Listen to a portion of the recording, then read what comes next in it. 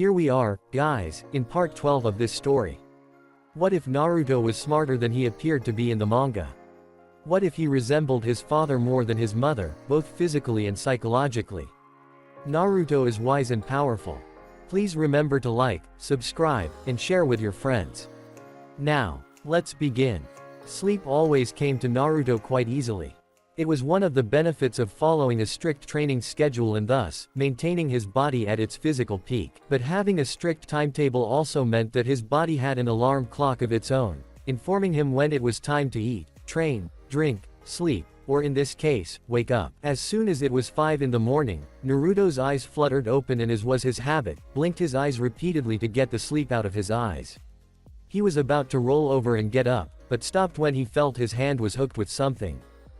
Another hand. Last night's events flashed into his mind, and a small smile crossed over his face as he got back into his place. His front was pressed against a bare back, his legs tangled with his bed partner's, his left hand resting on her stomach and hooked with her own left hand. His breath brushed against the back of her neck, but she was too deep in sleep to react to that. He looked under the sheet, and felt a small relief about the fact that they were still wearing their underwear. He had an eidetic memory, but visual confirmation still made him feel a bit better. They had not done sex last night, but came very damn close.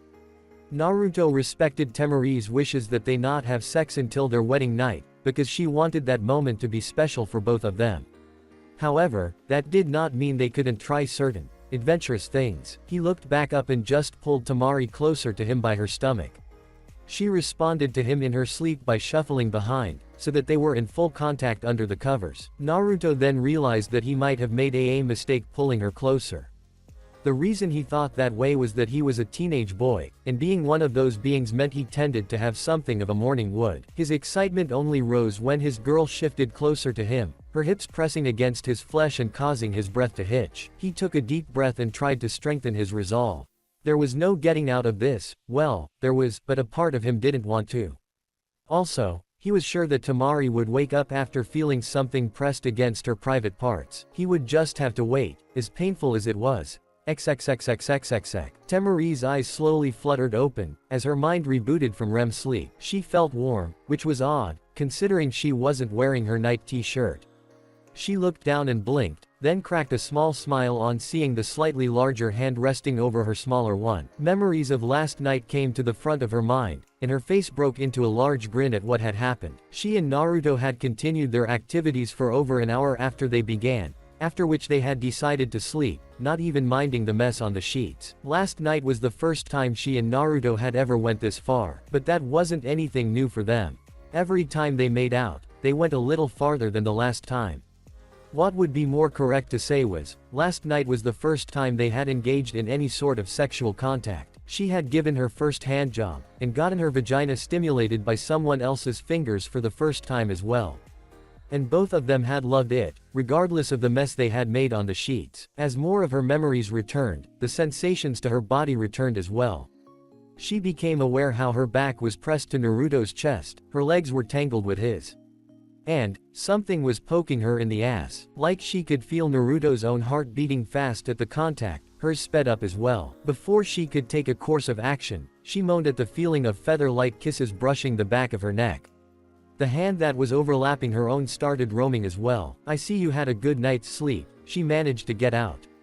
She felt Naruto's smile against her skin, I'm sure you did too. Temari was lightly panting by now, because of Naruto's ministrations. Her delightfully rose up and down, to Naruto's entertainment. Temari slowly shifted so she was lying on her back, legs spreading on their own. Naruto maneuvered himself so he was between her legs, both of their crotch areas in contact. We should. Probably. Get up, Temari gasped out, pleasure increasing as Naruto massaged her nipples. Naruto didn't even pause. It's 5 in the morning right now. That was enough of an incentive for Temari to grab his head with her hands and bring him down for a ferocious lip lock. Their tongues dueled as her legs tightened around him. That prompted Naruto to slowly start moving backwards and forwards. 45 minutes later, both of them were panting as they cuddled on the bed, the sheets wet once again. Naruto rested against the headboard, with Temari laying her head on his chest, her legs resting over his under the sheets. She was idly drawing circles with her finger on his chest. I can't imagine how sex would feel if only this feels so incredible, Temari commented. Naruto chuckled, I'm sure it would be at least 10 times more incredible than this. Temari gave him a sultry look. I'm sure you can't wait to find out. Naruto truthfully replied, you're right, I can't. But I will exercise the incredible willpower I have to restrain myself until our wedding night. Temari softly giggled and kissed him on his cheek.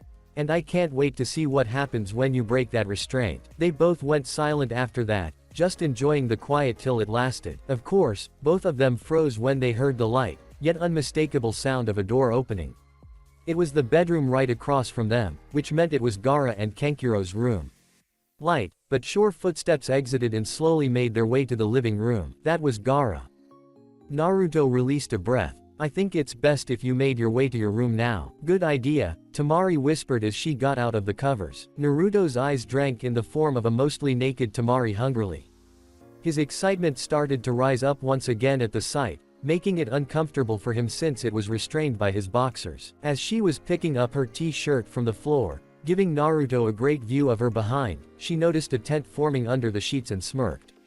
Aren't you a horny one? She remarked. Can you blame me? You are the one tempting me by standing nude like that. Naruto returned. Temari looked at him and then the clock. Turning back to him, she said, you know, I don't wake up until at least 6:30, so my room remains undisturbed. So we still have, warning, small lime scene. A bit of time was left unsaid as a pair of lips crashed against hers.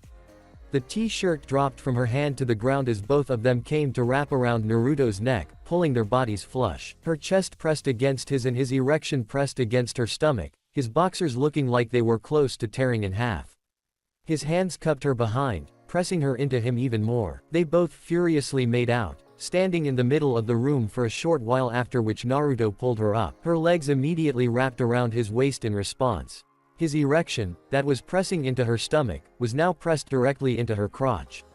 She moaned lightly as Naruto used his hands to move her up and down, but he seemed to get a better idea, as he backed slowly until the back of his knees pressed against the bed. He slowly sat down, allowing Temari to comfortably put her weight on his crotch. She began grinding him as one of his hands came to massage her breast. Temari broke the lip lock just long enough to say, you sure have endurance. She then attacked his neck. Naruto's hand, that was cupping her behind, pressed against the small of her back to pull them flush. No one can top an Uzumaki in endurance. They continued making out for another 20 minutes, before reaching a crescendo once more. The both panted as they made eye contact, neither wanting to leave each other. Lime scene end. Naruto was the one who broke the silence. You are making me addicted to you. Temari smirked before giving him a soft kiss. I believe that's my line. She then got up from his lap. Her panties were all wet, as were the bedsheets. She looked at Naruto and raised her eyebrows. Seriously, can you even run out of that? To say Naruto's boxers were a mess was an understatement. He shrugged and got up.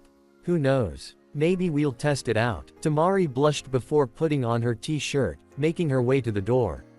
She then froze, and turned to him with a slightly panicky look. Gaara's still outside. Naruto waved away her worry. He likes to take a walk in the ground behind the house at this time, and Kankuro doesn't get up until 8, so you're good. Temari raised an eyebrow slightly. I don't know if I should be impressed or creeped out that you know my brother's timetable so well. Naruto smirked at her. I make it a point to know who my guests are, very thoroughly. Temari shook her head off the blush at the double meaning in the statement, then opened the door quietly, checking whether Gaara was there or not. Upon seeing no one, she exited, winking at him before closing the door. Naruto released a sigh, followed by a chuckle. Never thought I would get addicted to something other than training. Might need to correct that. He would have created clones to clean his room up, but first he needed a shower. He headed into the bathroom and as hot water washed over him, he remarked to himself. Correct seems a bit harsh. I'll have to control it. XXXXXXX. Naruto came out for breakfast when it was 5 minutes to 6:30, and found Gaara drinking a cup of tea that he had made for himself. Gaara rose an eyebrow at him. It's quite unusual of you to wake up this late. Naruto shrugged as he took a seat, making 4 clones to start making breakfast for him, Temari and Gaara. Kankuro prepared his own, since he got up later than everyone. I do have my off days. Sometimes I just like to wake up and lie in the bed, staring up and getting lost in my thoughts. Gaara nodded as he sipped the last of his tea. I like to do that too, except I do it when I'm outside. They both were quiet after that, the only sound coming was from the cooking that the clones were doing. Suddenly, Gaara surprised Naruto with a question. How are the preparations for the wedding going? Naruto frowned a little. Well, Tsunade Ba-chan said they were on schedule. In 2 days is the wedding, so we should be fine. Then he frowned a bit more heavily. On second thought, I might not be so fine. I might have to run an important errand today itself. His eyes narrowed along with the frown, or two. Gaara's curiosity grew at Naruto's serious expression. Must be some very important errands. Naruto nodded, they are indeed. The breakfast was ready and soon, they started eating, occasionally talking about some trivial things or the wedding. Just as they had finished eating it, Temari came out of her room, in her usual attire. She sat down on the dining table beside Naruto. Good morning Gaara, Naruto. Good morning, Ne-san. To you as well. Temari served herself the breakfast that was reserved for her, and started eating. So, Naruto, anything special you have to do today? Naruto looked up and spoke in a mocking tone. Let's see. There's training, studying, a meeting with Tsunade. I think that's it. He was treated to deadpan look from Temari. Naruto, she began slowly, that's what you do practically every day. Naruto pretended to be surprised. Oh, do I? Seeing as Temari was starting to look irritated, he chuckled and said. Sorry, just messing with you. I have 2 important errands to run today, and I also need to talk to you alone about something. Temari slowly gulped what was in her mouth. Is it related to the wedding? Naruto shook his head. Temari slowly nodded and said after thinking for a while. How about we talk in the evening, after you've done your errands? Sounds good to me. After the breakfast was finished, they got up and got started on their days. Naruto and Temari went to do a bit of personal training, while Gaara went to do his own thing. XXXXXXX. Sasuke heavily panted as he stared at the silver-haired man before him. He was training with Kakashi right now, since this was one of the rare days that they weren't doing D-rank missions. As soon as Kakashi had told them that they could do whatever they wanted this day, Sasuke had grabbed the chance and asked him to train with him. Sakura had gone to do some extra medical training at the hospital. Luckily, it seemed that Kakashi was in a good mood today. He had agreed and for the last 3 hours, they had been fighting non-stop. Kakashi was trying to get Sasuke used to making some tactical decisions when fighting, instead of letting his emotions get in the way. And he was not afraid to beat his ass, hard. It seriously irked Sasuke that Kakashi had not even broken a sweat, which meant Sasuke had yet to push the man outside of his comfort zone. Not even that, but Kakashi had not even revealed his Sharingan yet, while Sasuke had activated it as soon as the fight had begun. But he appreciated that Kakashi was at least being serious. It's good that you want to train your Sharingan, but don't make the same mistake that your clan did. Well, most of them anyway. Kakashi's voice snapped him out of his thoughts, and he snapped back at him. What mistake? Kakashi looked as lazy as usual, but his voice was serious. Don't rely on it too much. Doing so would make it a handicap more than a tool. Anger rose up in Sasuke, but he ruthlessly pushed it back down. Sharingan was his bloodline, and he would use it as he saw fit. But there was a truth in Kakashi's words. Sasuke did use it in every fight, ever since he activated it. Kakashi walked towards Sasuke. The Sharingan is a part of you, but it is a tool that you make use of in battle. And the tool is only as good as its wielder. In your case, it augments the way you fight. You control the tool, not the other way around. Take 10, then we'll resume. Sasuke saw the truth in those words.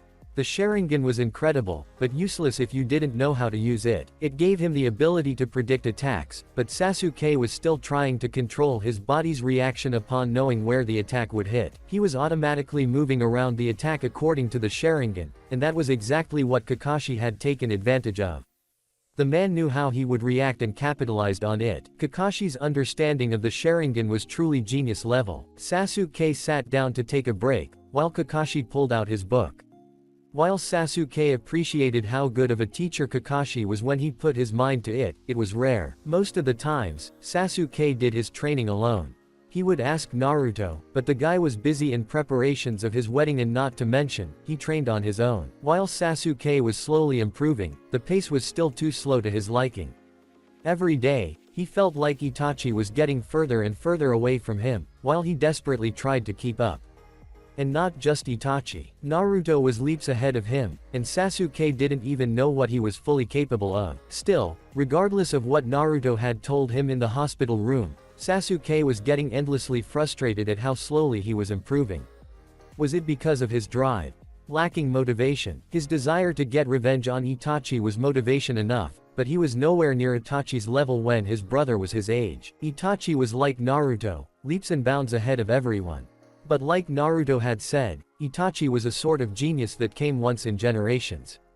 It would be completely wrong of him to say that he could progress with the same pace as his brother. But Naruto had also said that you can get stronger when you have something to protect.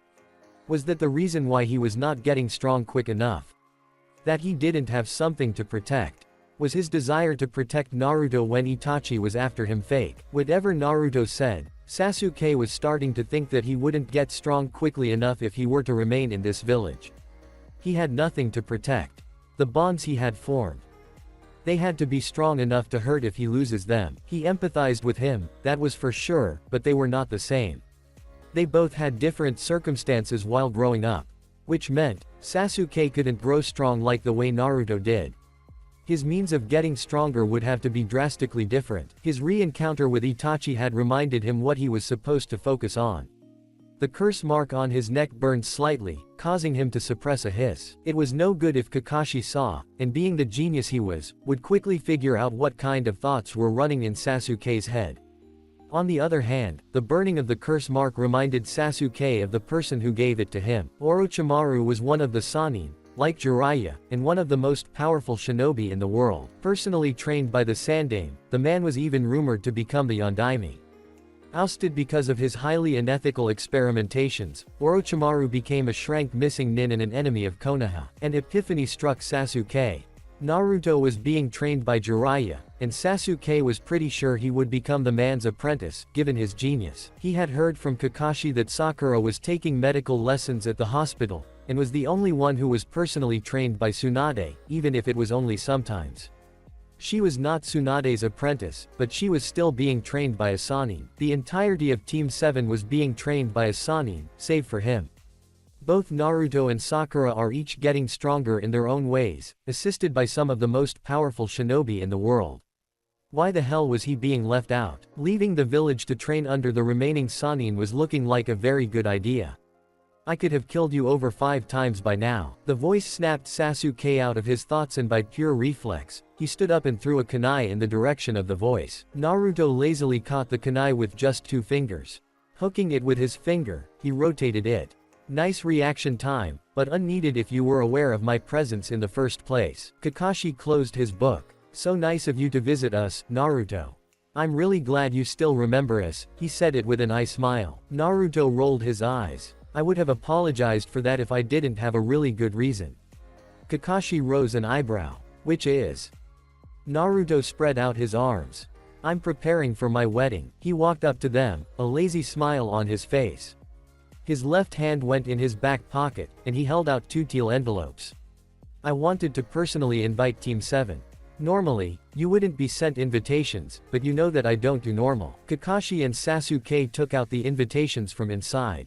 Kakashi was happy, for he would get to see Naruto on his wedding day. I wish you were there on the day, sensei, he thought nostalgically. Sasuke, on the other hand, didn't know what to feel.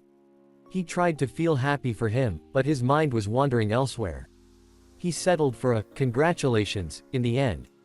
So, were you training? Yes, actually. I was training Sasuke to improve on his Sharingan. Naruto raised an eyebrow. Wow. Learn any new jutsu lately? Sasuke dryly remarked, pointing a thumb to Kakashi. No, he's a selfish man. I thought you would have known. Naruto snorted. Never expected a sense of humor from you, but it's a pleasant surprise. Sasuke got up. What about you? Have you learned anything new? Naruto's eyes lit up. Yes, I have. Kakashi was curious as well. Do show. Naruto gazed around, seeing a large rock that had numerous cracks running from a center that showed a repeated, single-point penetration. He pointed a thumb at it. Mind if I have a go? Sasuke was about to refuse him, telling him he needed that rock, but stopped himself in time. That actually sounded a bit stupid. By all means. Naruto walked over to the rock and asked Sasuke. You were practicing the Chidori on this, right? Sasuke nodded, curious to see what Naruto would do. He watched as Naruto slowly lifted his right hand, palm turned upwards. He turned on his Sharingan to watch more closely, and he was glad that he did, because one moment, his palm held nothing but air. The next moment, a solid, rotating sphere of chakra, the size of a toy football, hovered in his hand. He heard Kakashi suck in a breath next to him. He was blown away by what happened next. Naruto pulled back his arm, and pushed it forward, slamming the sphere of chakra right at the point where Sasuke practiced his Chidori. It took only a little more than a second for the rock to completely obliterate into pieces from the cracks that spread out. Nothing remained of the rock that was previously standing there. Sasuke was gaping at the sheer, destructive power of the jutsu. He was aware that Chidori was an assassination jutsu and therefore, not capable of causing such destruction since the electricity was concentrated at a single point to penetrate. But he couldn't help but wonder what would happen if that jutsu were to go against Chidori. When did you learn the Rasengan? Kakashi's question gave Sasuke insight into the jutsu's name. He felt like he had read about that somewhere. Eros Sennin taught me while we were searching for our wayward Hokage, Naruto answered while walking back to them. Kakashi shook his head in wonder. Even Jiraiya-sama took 7 months to learn that. How the hell did you manage to learn it in 1 month? Naruto shrugged. Perks of being a genius. Though between the three of us, he leaned in as if sharing a secret, it frustrated the hell out of me. Sasuke smirked at the image of Naruto scowling in frustration at his own hand as if it was betraying him. It felt vaguely satisfying. He looked up to see Naruto holding out a scroll to him. He frowned. What's this? Naruto just handed it to him. A Kaden jutsu I thought you might find interesting, being a pyromaniac and all that. Sasuke scowled. I'm not a pyromaniac. He accepted the scroll nonetheless. Naruto smirked. Could have fooled me. Anyways, I have a few more errands to run today, so I'll see you later. Oh, and don't forget to come at the wedding. If you do, you know what I will do. Kakashi, you better not be late. He flashed away after that. Sasuke looked down at the invitation and felt his lips twitching upwards. He knew exactly what Naruto would do. XXXXXXX. Sakura was walking back to where she had left her lab coat. The lunch break was over, and she was to work with Arashi-sensei, who would teach her about how to identify poisons and create antidotes. She found her coat and put it on, frowning when she felt something in her pocket. She took it out and her eyes widened in delight when she found a teal envelope. She instantly knew that it was a wedding invitation to her teammate's wedding. She found another note in her pocket, this time a folded piece of paper. Unfolding it, she read it. Sakura, I'm inviting you, along with Kakashi and Sasuke, to my wedding, seeing as you were the only ones of the rookies to not receive an invitation. Well, except Team 9, but I can't invite them, as unfortunate as it is. Seeing as almost all of the Genin teams would be there, it wouldn't do for Team 7 to not be there. Don't be late. Naruto. Sakura gave a small squeal at the note. She put it into her pocket and happily skipped to the lab. She would have to search for a dress to wear that evening. XXXXXXX. Enko was sitting at the dango shop, eating her favorite food in the world, when someone sat down in front of her. You will get fat if you don't compensate all of that with some training, you know. If it had been anyone, she would have chucked a stick at the person for insinuating that she would get fat. She was one of the hottest kunoichis in Konoha, damn it. But she knew that voice anywhere, and she snapped open her eyes. Naruto was sitting in front of her, smiling fondly. She leant back in her seat with a smirk. Well, look who dropped by. I was beginning to think you had forgotten me. Naruto sighed. I don't know if you were in touch, but Kakashi pretty much told me the same thing. Enko shrugged. Well, as much as I want to, I can't blame you. Preparations for a wedding can be hectic, I guess. Naruto nodded. That, and spending some time with my fiancé. Enko leaned forward on the desk, a teasing smile on her face. Oh, and how do you like the pleasures that the female body has to offer? His cheeks went a little red, but he did manage to reply. We have not done it yet, if that's what you mean. Enko shrugged innocently. When did I say anything about fucking? You can do a whole lot of things other than that, and I can see it on your face that you have done other things, she finished with a perverted leer. Naruto looked away at that. She was not wrong. Listen, I came to talk to you about something important. An eyebrow raise. Oh, and about what? Naruto stood up. I think we need a little privacy. 1 moment later, they were standing in a training field. Enko blinked at the sudden change in scenery. That is handy, she commented. Naruto smiled softly, don't I know it? He took a deep breath. He would not hesitate on this. Would you attend my wedding as my mother? That shocked Enko into silence. She could do nothing but stare at him, a hand going to cover her open mouth. Tears prickled her eyes at how high Naruto seemed to hold her.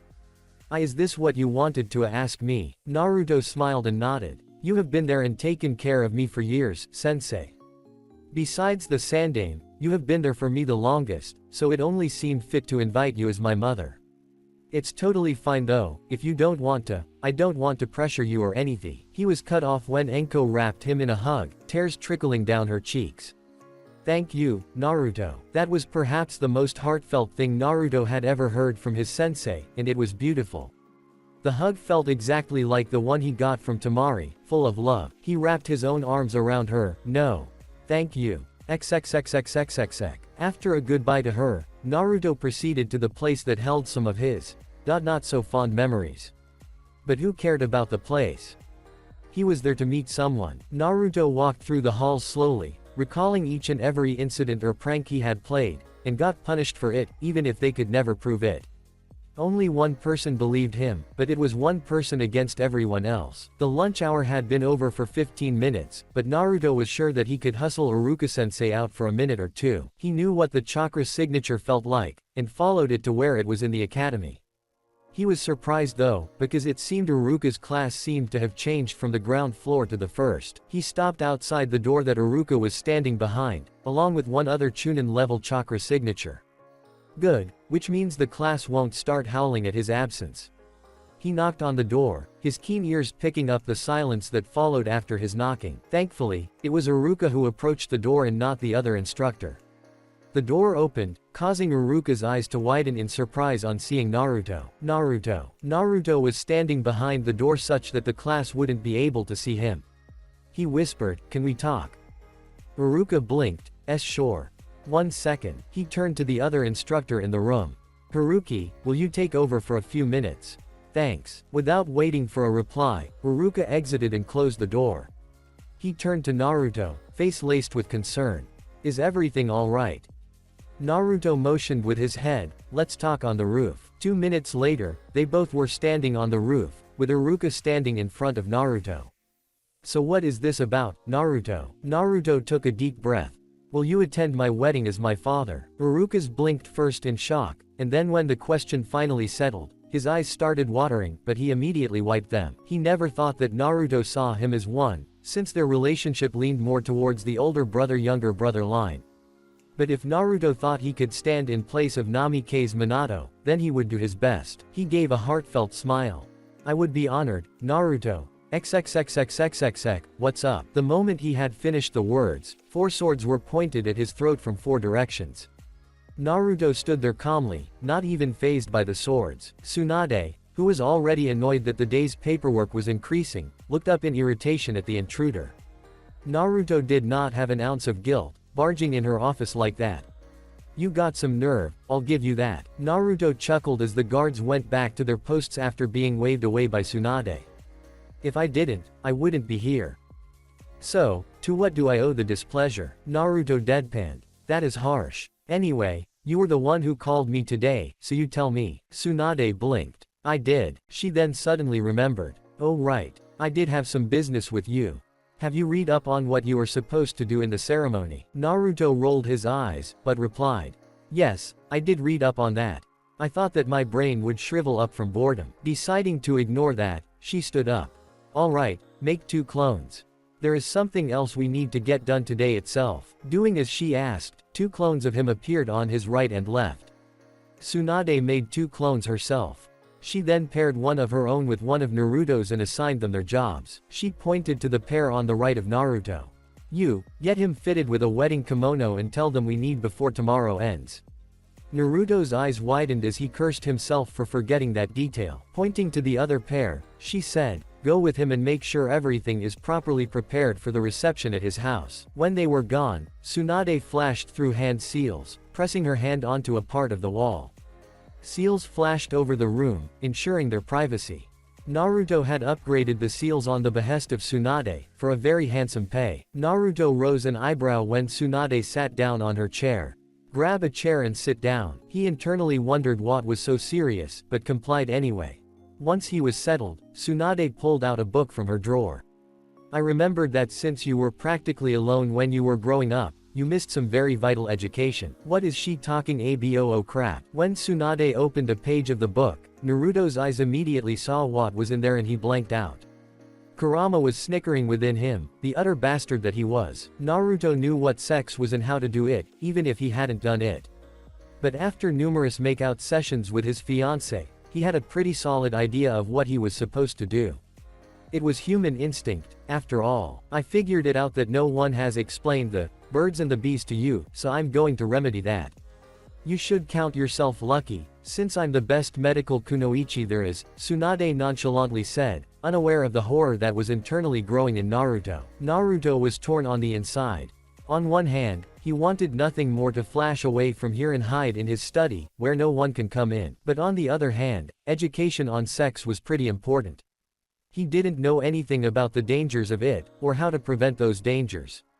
So with a long-suffering sigh, he mentally prepared himself. Kurama couldn't stop laughing in mirth within him. XXXXXXX. And that's about it, Tsunade finished thoughtfully, trying to think whether she missed anything. She looked up from the copy to see Naruto with a completely blank face, devoid of any horror that is the usual reaction when parents talk to their children about sex. She knew she was, and it was even more awkward because the talk was given to her by her grandfather, because he was the greatest medical nin of his time. It also did not help that he was the biggest goof she knew before Jiraiya. Naruto might have looked calm on the inside, but he was mentally asking himself the question that why did it require an hour and a half to do this talk. Right now, he wanted nothing more than to go into a training ground and train himself to exhaustion.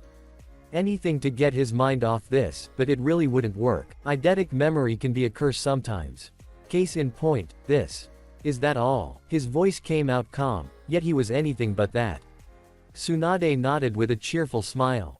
Yes, you can go now. She disabled the privacy seals, and as soon as she did that, Naruto was gone in a flash.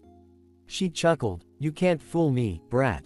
I know you are completely freaked out on the inside. Naruto had flashed to the Hokage mountain, and spread out his senses. Once he had what he was looking for, he used the body flicker to get there since the person he was looking for had no marking on his body. Sasuke! The shout surprised the boy, but he turned around and found Naruto briskly walking towards him. By his expression, he looked calm but his body told him anything but that. Naruto neared him and spoke, you and I are going to have a spar, right now. That shocked him greatly, for Naruto never sought out a fight with him. It was usually the other way around. But he was never the one to turn down a challenge like that. He smirked as he activated his Sharingan. I don't have a problem with that. I've been wanting to test out some of the new stuff I've learned lately. 1 hour later, Sasuke was lying on the ground, fully exhausted. Even lifting an arm seemed like a chore. With great difficulty, he made use of his hands to sit up, leaning against one of the training posts. He then observed Naruto, who was standing 10 feet from him and scowled. Naruto was looking equally exhausted, but the guy still had enough energy to remain standing. Sasuke had started using resistance seals as well, and was sure that Naruto did too, but only at a higher level. Kakashi was the one who put those on him, and the results had shown. He was faster, his stamina had improved, along with his strength and endurance. But it was clear that he had a long way to go if he wanted to catch up to Naruto. If the guy was looking that exhausted after just 1 hour of continuous sparring, Sasuke could only wonder how much resistance Naruto was using. But even then Naruto had held the upper hand. Naruto was slowly getting his breath back. Wow, he really has improved. There were fewer holes in his style, and the ones I could see were difficult to exploit. He also has gotten faster lately, although that could be because of the resistance seals I spotted. He might almost be as good as Lee now. He took out a storage scroll from one of his jacket pockets, unsealing 2 bottles of water. Walking towards Sasuke, he sat down next to him and handed over 1 bottle. The Uchiha gratefully accepted this with a nod and opened it. Both of them finished the contents in one go. Thanks buddy, I really needed that, Naruto spoke after he had gotten most of his breath back. Why did you, though? Naruto shook his head, had to get my mind off something. Hardly does me any good because of my perfect memory, but I still appreciate it. The spar had been very good for Sasuke as well. It had been a very long time since he had actually enjoyed a spar like that. No one among his age group was good enough to give him a challenge, except for Naruto. The spar told him a lot about how Naruto fought. Good information, if they ever fought seriously in the future. Of course, he wasn't naive enough to think that Naruto did not analyze his fighting style as well. Naruto was a genius of fighting, whether it be ninjutsu or taijutsu. Naruto got up with a grunt, mumbling, "I'm going to feel that for some time." Louder, he said, "Well, I should go. There is something I have to talk to Temari about. Thanks for the spar." Naruto turned at Sasuke's voice, surprise flickering his face for a moment, before being replaced with a smirk.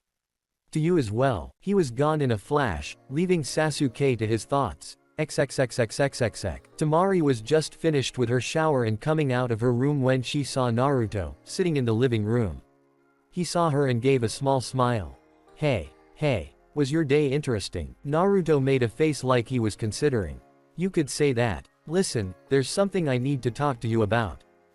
Surprise flashed over Temari's face. Over the next half an hour, Naruto explained everything about what was written in his father's journal. Temari was patient through all of it, and when Naruto was finished, she took a minute to gather her thoughts. "So let me get this straight. Your father figured out a way to enhance the human body without any ramifications." Naruto nodded. "I am glad that you didn't keep this as a secret from me, Naruto. But what am I supposed to do with this information?" Naruto leaned back, shrugging. "Keeping it a secret would be good. Also, would you consider doing it?" Temari raised her eyebrows in shock and disbelief. "What?" Naruto looked a bit uncomfortable, but made eye contact nonetheless. "I talked it out with Erosenin and Ba-chan, Temari. They have said that the operation is perfectly safe. My father and my mom made sure that all the flaws were corrected before Dad underwent the procedure. I decided to do this because I wanted to be as strong as possible so I could protect what was close to me. If this is one of the ways, then I will do it." Temari's shock had still yet to recede. "Naruto. I don't know what to say." Naruto reached out and held one of Temari's hands. "Temari, one of the reasons shinobi strive to get stronger is so they can endure and therefore, protect. People don't care about the means of getting stronger if you are doing the right thing with the power you get. My father left a special note for me in this, saying that he hoped with how strong he will get from this, he would be able to protect me and my mom." Temari looked unsure. "Naruto, I don't know about this. Of course, I won't force you to undergo. It is completely your choice. I just wanted to make you see the benefits of this," Naruto said, getting up. Temari got up with him. "Can I get some time to think about this?" Naruto smiled. "Take all the time you need. If you want some more details about this, just come into my study. I have to key you in and show you the password, so come with me. You might have to drag me out in the future if I get too engrossed," he added, making her smirk. After about 20 minutes, Naruto had keyed in Temari's chakra signature to his study. He went in and took out his journal, putting it on the table and sliding it to her. "It's best if you read it inside here." She nodded and stood up, sliding it back to him. "I'll read it whenever I can. In the meantime," she smiled a bit shyly, "would you like to have some dinner?" Naruto rose an eyebrow. "You can cook." She nodded, shuffling her feet. "Kankuro always told me he liked my cooking, and I have always found it very soothing." Naruto was a bit wary, but thought he should show a bit of trust in his soon-to-be wife. "Alright. Do you want some kitchen staff, though? My clones are awesome." Temari was already walking away, though. "No thanks." Turns out, Temari was a very good cook. Naruto was struggling to keep his table manners. "This is really good," he said between bites. Temari grinned as she ate her own food. "Thank you. It's good to know that all the time spent in the kitchen seeing the servants cook wasn't a waste of time." Naruto finished his food quickly and put down his sticks, looking at Temari with an expression of utmost seriousness. "I want to propose something." Temari was caught off guard by the sudden change in the atmosphere. What? "Would you please cook at least 3 days of the week?" That statement did not deserve the amount of seriousness Naruto was giving it, and so Temari broke into peals of laughter. "Oh, Naruto," she said once the laughter had subsided, "I'll cook for you anytime you want." Naruto backpedaled a little. No, it's just that, I don't want to put this as a duty or a burden on you. Temari stood up and walked over to Naruto. She wrapped her arms around him from behind and gave him a kiss on the cheek. It's not a burden at all, sweetie. Especially if I like doing it. XXXXXXX. 2 days passed like a breeze and soon it was the day of his wedding. And like any other man, he was incredibly nervous. Enko was standing beside him, adjusting his robes and fussing over his makeup, which he had worn for the first time in his life. Also, Enko's fussing was incredibly out of character for her, but somehow she made it look very natural, very motherly. Seriously, you should just relax, or you'll ruin your makeup. Think of it as another mission, she lightly chastised him. Naruto rolled his eyes. Maybe I'll get to say it to you on your wedding day. He received a light slap on his arm for that. Tsunade had been informed of Naruto's decision of asking Iruka and Enko to attend his wedding, and she was a bit confused since she wasn't aware of their history. However, that was quickly remedied after a brief history lesson. The door to his room was knocked. You ready in there, Naruto? Naruto replied back, come in, and almost. The door opened and Iruka stepped in, dressed in formal robes as well. Wow, you look really good. Naruto gave a tight smile. Thanks, Iruka-sensei. It was easy for Iruka to see how nervous Naruto was, knowing him for many years now. He leaned against the door frame. If it's Enko who's making you nervous, I don't fault you at all. Enko rolled her eyes. Please, you are more nervous around me than him. You honestly stutter whenever I try to talk to you. True to that statement, Iruka sputtered, trying to come up with a reply. Naruto took this chance to rib him some more. We all know what it means when a boy or a man stutters in front of a girl or a woman, don't we, Iruka-sensei? Iruka had a light blush on his face now, while Enko gave a mock surprised expression. Iruka likes me. You don't say. Naruto smirked. Now we know who will marry who in the future. He winced at the slap to the back of his head. How about you concentrate on what's going to happen tonight, smartass? Naruto nodded as he straightened up. Kurama spoke to him inside. Maybe you should try some of that liquid courage the woman was suggesting. I already have to drink in the ceremony, Kurama. Besides, with you inside me, I doubt it will have any effect. True that. Still, you should calm down. If it helps you any, your mate is equally nervous. Naruto frowned suspiciously at that. How would you know that? One of my abilities is I can sense negative emotions. Just remember, you have no reason to be nervous when you have someone like me with you. Naruto's sarcasm was on point. Thanks, Kurama. I'm so confident now because of your belief in yourself. Good, then let's go. It really annoyed Naruto that Kurama could sometimes be blind to his sarcasm. Still, he was right. It was time. Right, he said, taking a moment to steel himself. It's show time. XXXXXXX. The shrine was full of people when he entered it. The fact that he would have to stand in front of so many people during his ceremony unnerved him a bit, but then Kurama's filtered, yang chakra entered his system and he immediately felt calm. Sending a silent thank you to his friend, he scanned the crowd. All of his friends were there with their parents, and he gave a small smile on seeing Team 7, with Kakashi, standing at the back. Kakashi was standing, in a formal jacket and like he usually did, but this time, the eye smile felt genuine, and that made Naruto happy on the inside. Sakura was energetically waving at him, dressed in a pretty red dress, and Sasuke was dressed exceptionally and immaculately. He was dressed to impress with his immaculate tux, hair looking combed for once in his life. Naruto could see that Ino was already undressing him with her eyes, and girls of the families that were invited looked torn between looking at him and Sasuke. Sasuke caught his eye and gave a small smirk, raising a glass to him in silent congratulations. Naruto scoffed, but it warmed him on the inside that Sasuke attended his wedding. If he were allowed to drink right now, he would have raised it back at him. They shared a bond that Naruto could not describe. They were not friends, but at the same time, they were something beyond that.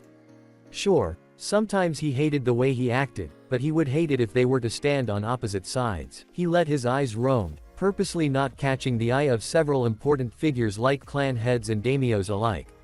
He caught Hinata's eyes and had to hide a wince. She looked very beautiful, but he could see that she was trying really hard not to cry. It must have broken her heart, he thought, because she genuinely seemed to love him, but never got a chance because he loved someone else. Maybe if she had approached him all those years ago, he would not be standing here right now. Perhaps if Hiyashi had brought Neji, he might have been able to console her. He found Jiraiya, who's standing next to Kakashi now, and caught his eye. The man gave a big grin that was simply filled with pride and happiness. Naruto wished he could return the grin, but he was under close scrutiny right now. He settled for a nod and a small smile, but he would hug the death out of the man when the ceremony was over. He looked to his right and saw Gigi on the altar, giving him a wink of assurance. Naruto internally smiled at how he had come to officiate the wedding. Tsunade should have been standing on the altar because she was the Hokage, but that made no sense to Naruto. He had jokingly commented to her that they should get the Sandaime to officiate, for the man really looked the part of the priest as well. So it shocked him when Tsunade briefly considered the idea and agreed, saying that Sensei would be better at those things. The music began, and Naruto turned his head, only for his breath to get caught in his throat. Later he would say it was Temari's fault, because it totally was. She looked absolutely breathtaking in her wedding kimono. The dress fit her figure perfectly, and the makeup was done expertly. Her hair was done beautifully into a bun, a single thick band styled over her right eye. Her lips never looked more delicious before. The blush on her face, coupled with that small grin of anticipation under her veil, made Naruto want to kiss her all over. He smiled back at her, and he could care less if the guests thought that it was wrong of his eyes to be filled with love. Kankuro was escorting his sister, since their father was, dead.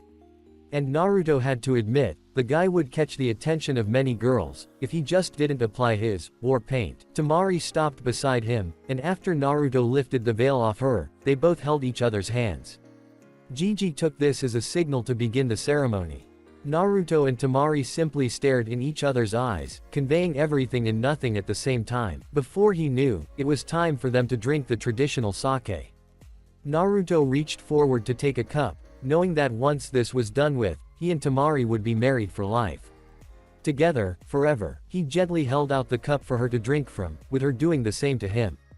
The sake burned his throat a little, and Naruto couldn't see why people liked this stuff. It was tolerable at best. Once they each had drank 3 cups, he took both of their cups and placed them back on the tray. It was time to say something, and he had prepared nothing. Temari, he hesitated a bit, getting himself together. Our marriage was supposed to be one of duty. Duty towards our villages. However, we know that it would be so much more than that, for the both of us. We were fortunate to receive a sapling of love, which we both nurtured over the last week. Honestly, I am at a loss of words to express the joy that I'm feeling right now, and it's all because of you. He could see Temari struggling to hold back her tears. Hang in there just a bit longer, Haim, he continued, this time with the more traditional vow. I, Uzumaki Namikaze Naruto, hereby take you as my wife. I will love you, and cherish you, forever, until death do us apart. May our joining be blessed by Kami-sama and the union of our people. Temari followed happily with her own vow, and the rush of emotions coursing caused him to momentarily forget what was next. He turned towards Gigi and asked with a smile plastered on his face, hiding his panic. What is next? Gigi mouthed back, the rings. Temari felt panic rising in her chest when Naruto's eyes widened in panic, his face blanking out. He frowned, and to the surprise of the people present, began patting his robes as if searching for the rings. He stopped in the middle of patting his chest, and smiled slyly when he looked at her, looking as if he found it. Temari covered her confusion with a small laugh. What? To the great surprise of everyone present, Naruto reached behind her right ear with his hand, and when he pulled back, he held a box. The crowd gasped at that, because first of all, that was not supposed to happen in an event as big as this. This was supposed to be a wedding strictly adhering to all the proper procedures and protocols. Yeah, I can say on behalf on Naruto, the people thinking the above could go and chuck themselves into a volcano. This was Naruto's wedding, and he wanted to make it as memorable as possible. Second, the first thought that entered into all the shinobi's gathered heads, and a few civilians, was that Naruto used a storage seal. But there was no smoke that followed the unsealing of the ring, so what was that? While some of the people were thinking Naruto just hid the box in his sleeves, Naruto had just tweaked the storage seal a little so that the smoke that was supposed to be released along with the object was absorbed into another part of the seal. Naruto opened the box, revealing a beautiful silver ring with a diamond on top. This was the ring his mother had given to him. Although it was used by his father to propose his mother, Naruto wanted to give his own ring to Temari, so he decided that his mother's ring would be given to Temari on their wedding day. He gently held her hand and slid her ring finger through the ring. His mother's fingers were fuller than Temari's, so Naruto had integrated a seal into the band so it would automatically fit to Temari. Temari looked up curiously. I presume you have brought your ring as well. Naruto smiled and nodded. He reached into his left sleeve and unsealed the ring. I knew that you wouldn't have any pockets, and even I don't, but it might be easier for me to carry. He held out the box for her. She took it and opened it to find the exact same ring as hers. She smiled, and held his hand as she slipped his finger through the ring. Hiruzen smiled, holding back tears of joy. This was a very emotional moment for him, and a very fortunate one as well. Not many shinobi live until his age, and much less live long enough to see their children or grandchildren married. He counted himself as extremely lucky. Now that the rings have been exchanged, I, Sarutobi Hiruzen, Sandaime Hokage of Konohagakure no Sato, hereby declare Uzumaki Namikaze Naruto and Sabaku no Temari as husband and wife. May Kami-sama bless your union, and may your love stand strong forever. You may now kiss the bride. Naruto smiled and caught Temari's lips in a soft, but deep, loving lip lock. The whole crowd stood up, clapping wildly. Naruto broke the kiss and leaned his forehead against hers, both sporting matching blushes on their faces. They turned towards the crowd and smiled brightly. Naruto saw each one of his friends, looking more happy than he had ever seen. Kiba was cheering him wildly. Shino, for once, had a genuine smile on his face that was actually visible. Hinata had tears going down her face, but she looked happy as she gazed at them. Naruto caught Kakashi just as the man wiped a tear that had slipped from his eye.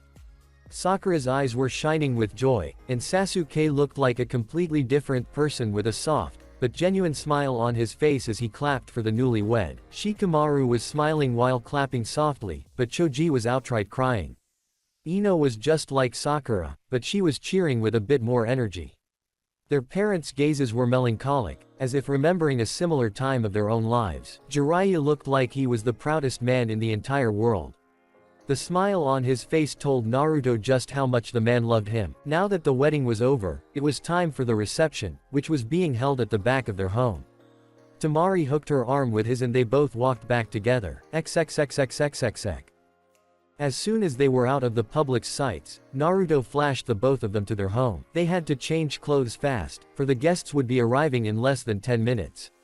They managed to change clothes in time, with Naruto setting for a tux of his own while Temari switched for a more comfortable attire. The guests arrived and as the host, it was his duty to attend to them. Since there were many important political figures from both Konoha and Suna, Naruto and Temari had to attend to almost all of them. It was extremely boring for the both of them, listening to the pointless drivel of old men. Finally, Naruto had some time to himself when some of Temari's friends from Suna wanted to talk to her. He walked straight to Jiraiya and hugged the man with all his might, catching him by surprise. Jiraiya's eyes bugged out as all the breath left his body when his godson squeezed it out of him, but he was able to gather himself and return the hug. Thank you for making this the best day of my life, brat, he whispered in Naruto's ear. You're welcome, pervert. They both laughed and separated. Jiraiya inspected him and whistled. Damn, you clean up pretty nice in such short time. Naruto shrugged modestly. Dad's jutsu is just so awesome, you know. Jiraiya nodded. I know kid, I know. They both talked a little more, after which Naruto left to find his team. He found them, or more accurately, just Sakura and Kakashi. They both were eating food when Naruto walked up to them. Sakura's eyes widened and she thrust her plate into an indignant Kakashi's hands as she hugged him tightly. That was so beautiful, Naruto. You and Temari looked extremely dashing and gorgeous. Naruto chuckled as he returned her hug. Glad to know I could rock that kimono as well. Sakura continued, you are the first one out of the rookies to get married, you know. How does it feel? Naruto laughed and put his hands into his pockets. It really isn't different from what I feel all the time. Sakura quirked an eyebrow. What do you mean? Naruto spread out his arms. Like I'm ahead of everybody who is our age. Sakura huffed as she lightly slapped his arm. Naruto turned to Kakashi and smirked. Nice to see you too, Kakashi. Giving an eye smile, Kakashi commented in his cheery tone. You know Naruto, you have too little confidence in me. Can you blame me? Kakashi actually appeared to think about it. Perhaps not. Still, you were excellent tonight. I'm proud that you were my team's member, Naruto. Naruto smiled in gratitude, then frowned. Where's Sasuke?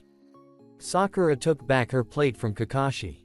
I think he's heading back home. But Naruto was already spreading out his senses, trying to sense the familiar Uchiha signature. He found it heading towards the exit. He frowned, before making his way to him. XXXXXXX. Sasuke had to admit, the wedding ceremony was very well organized.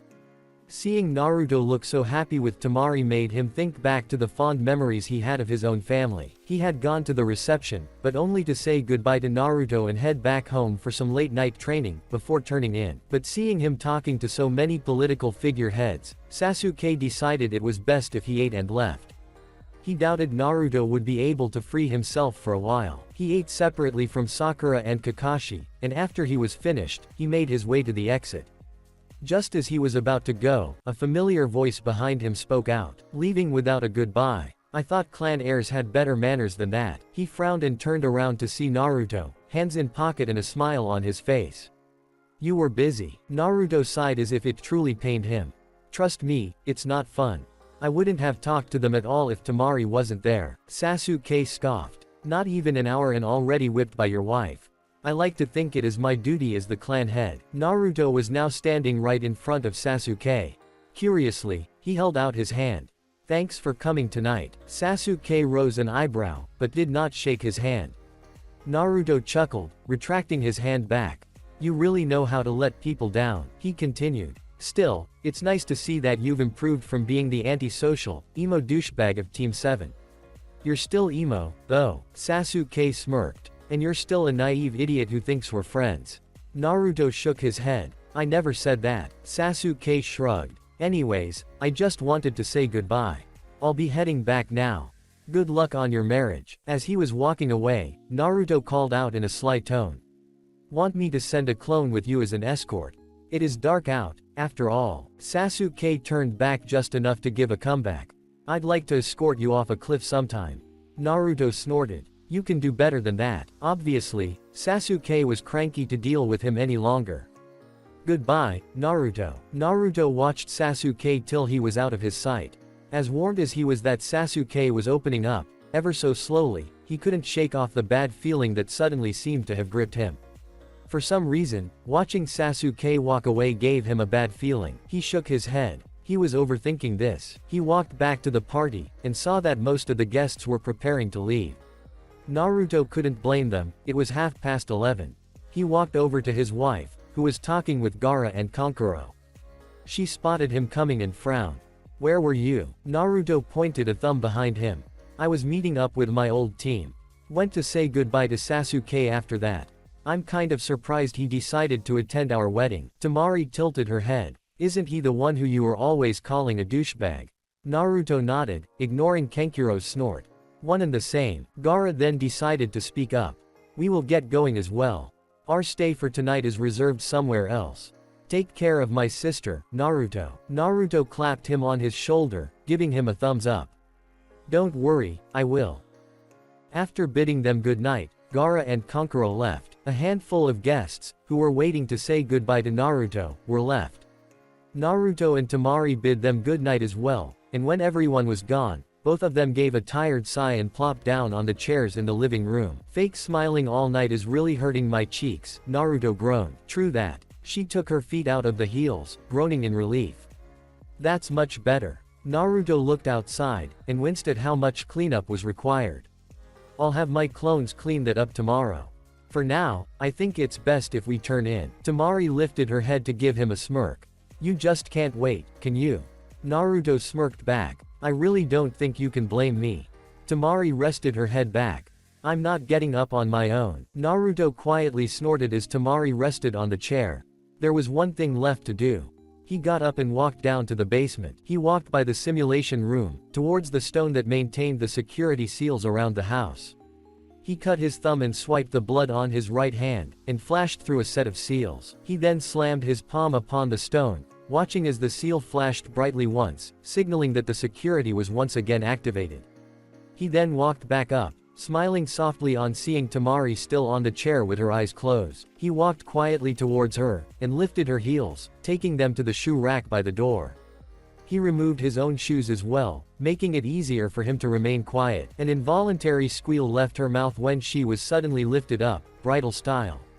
Her hands instinctively wrapped around Naruto's neck, who was grinning wickedly. This is not the place to fall asleep, nor the time. There is still one thing left for us to do. Temari sighed as she shuffled in his arms to be a bit more comfortable. I am almost jealous of how much energy you always seem to have. It works in your favor tonight. Now let's go, I need to ravish my wife. Temari's giggles sounded through the house, before the door to the master bedroom was shut. XXXXXXX. Sasuke made it back to his compound after 25 minutes of walking. It was, like every moment of every day, lifeless. As he passed by an abandoned store, he stopped.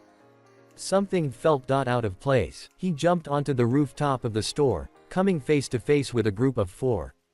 3 males and a female, all in varying, but similar battle attire. Most notable feature of the attire, that Sasuke definitely remembered seeing before, was the thick, purple rope tied behind them in a bow. What was gross, however, was the pale, gray-haired boy with dark blue lipstick and a second head behind him and the dark, tan boy with 3 sets of arms. Orochimaru's people, huh? They definitely have the skill to gross people out down, I'll give them that. Who are you guys? He asked in a tone that was just shy of sounding bored. The tan boy smirked and came at him, but Sasuke jumped over him easily, even in his tux.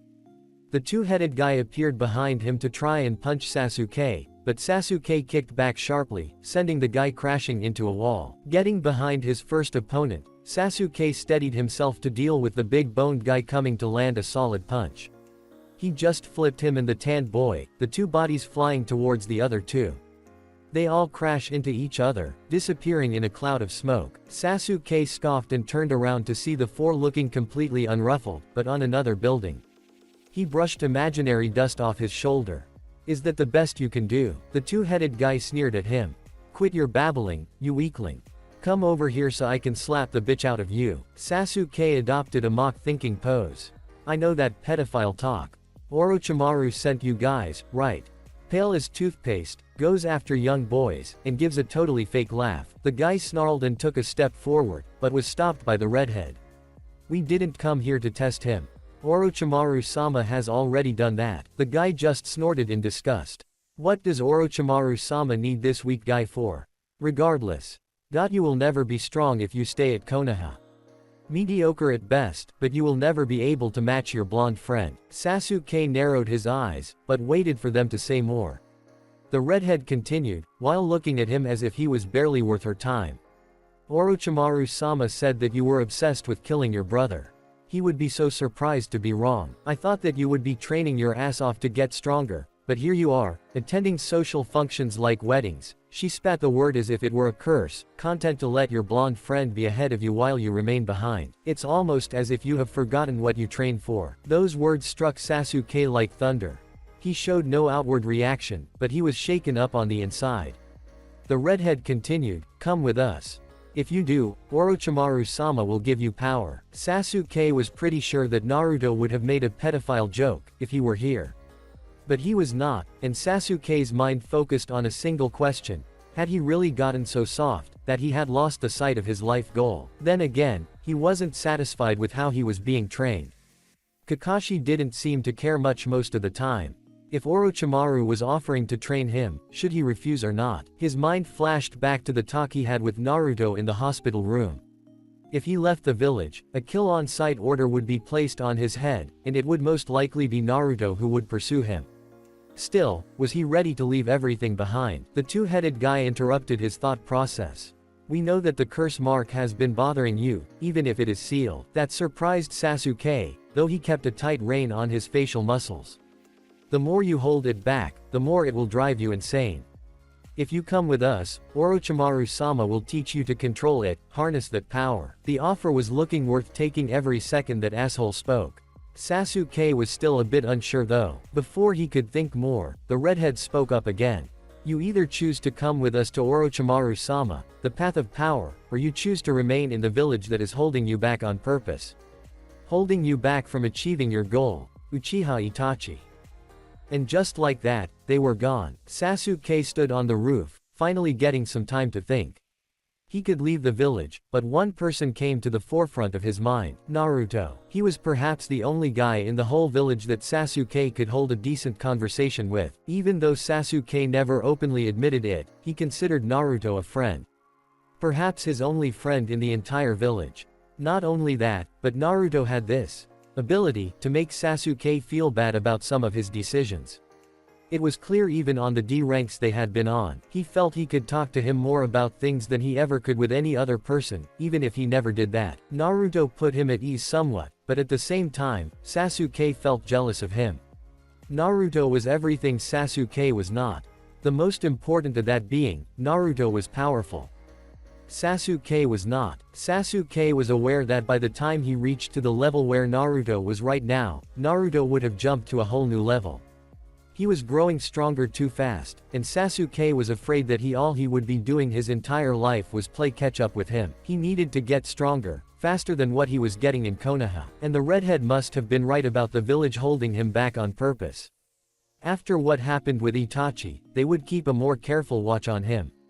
Kakashi was never too inclined to train him unless it was a good day, which was very rare. His bonds would only hold him back. He would never be able to kill Itachi at the rate he was getting stronger. He took a deep breath, closing his eyes. When he opened them, he started walking back to his house. But his walk was different this time. It held a purpose. Naruto. I'm sorry. Naruto felt himself grinning in anticipation as he carried a giggling Temari to the master bedroom. Their bedroom. This was their night. The door was already open as he walked in, using his foot to close it. He set Temari down on her feet, wrapping his arms around her waist. She in turn, wrapped her own arms around his neck, gazing at him with such love that Naruto couldn't help but return with a smile. The acceptance of the thought that they were married was still settling in. They were together, until they died. Nothing could separate them. The room was dark, except for the light from the lamps. Perfect. Lemon. Deciding to start off the night's final event, Naruto leaned down a bit, capturing Temari's lips with his own. They had kissed many times by now, but he knew that both of them could tell that this one was different from them all. The kiss was soft, as he gently caressed her upper lips with his mouth. He wanted this night to be their most special night. He wanted to make this last as long as he possibly could. Temari's one hand unwrapped from his neck to rest on his left cheek, her left leg coming out of the slit on the side of her dress, lifting to rest at his hip. Temari had worn a very beautiful, deep blue, sleeveless gown for the reception. It wasn't too revealing, but it modestly showed off what she had. Her creamy, long legs were slightly revealed by the slits on the side, with the gown having a V-cut for her chest. It hugged her figure quite amazingly. Naruto was fully convinced that no girl was more beautiful than his wife. Naruto's right hand went down from Temari's waist to support her leg. His hand came to rest on the underside of her thigh, allowing Temari to rest it there. At the same time, her breath hitched as Naruto lightly roamed his hand back and forth. "You are wearing too much for this night," said Temari in a sultry voice as she easily unbuttoned his suit jacket and smoothly slid it off him, leaving him in his shirt and pants. "I think I'm making this too easy for you," Naruto teased as he bent his face further down to capture Temari's neck, beginning a series of love bites that caused Temari to start giving those delightfully pleasurable moans. The movement of her fingers, which was smooth before, started to get erratic because of Naruto's switch of contact. Her fingers fumbled for the buttons of his shirt, never mind the bow tie on his neck. She could feel Naruto smirking in triumph as he continued to lay kisses on her neck, going to lightly suck on her pulse point. That stopped Temari's fingers complete for a few moments as her hands contemplated whether to hold his head in place or to take off his shirt so that she could feel those abs of his. They decided to meet in the middle ground. Her right hand wrapped around his head, while her left went flat against his shirt for one moment. Then, molding a bit of chakra, she grabbed it into a fist and tore it right off, causing Naruto to pull back in surprise. "You tore off my shirt." There was actually very little surprise in his voice, as if he was not completely surprised. "It's not as if you'll be wearing it a second time," Temari replied before attacking his lips again.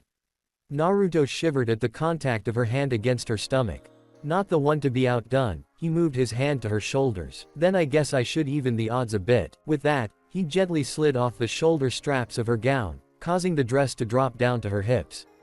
Naruto applied a little bit of force to slide it down her hips, causing it to reveal her legs completely, pooling around her ankles. Tamari broke off the kiss, her face red from the activity.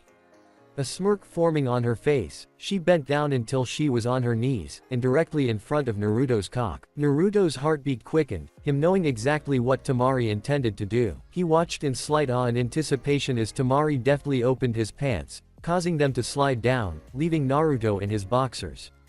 A large tent had already formed on the inside, and looked as if it would tear through his boxers any moment. "That looks really uncomfortable," Tamari commented as she slowly pumped him through his boxers.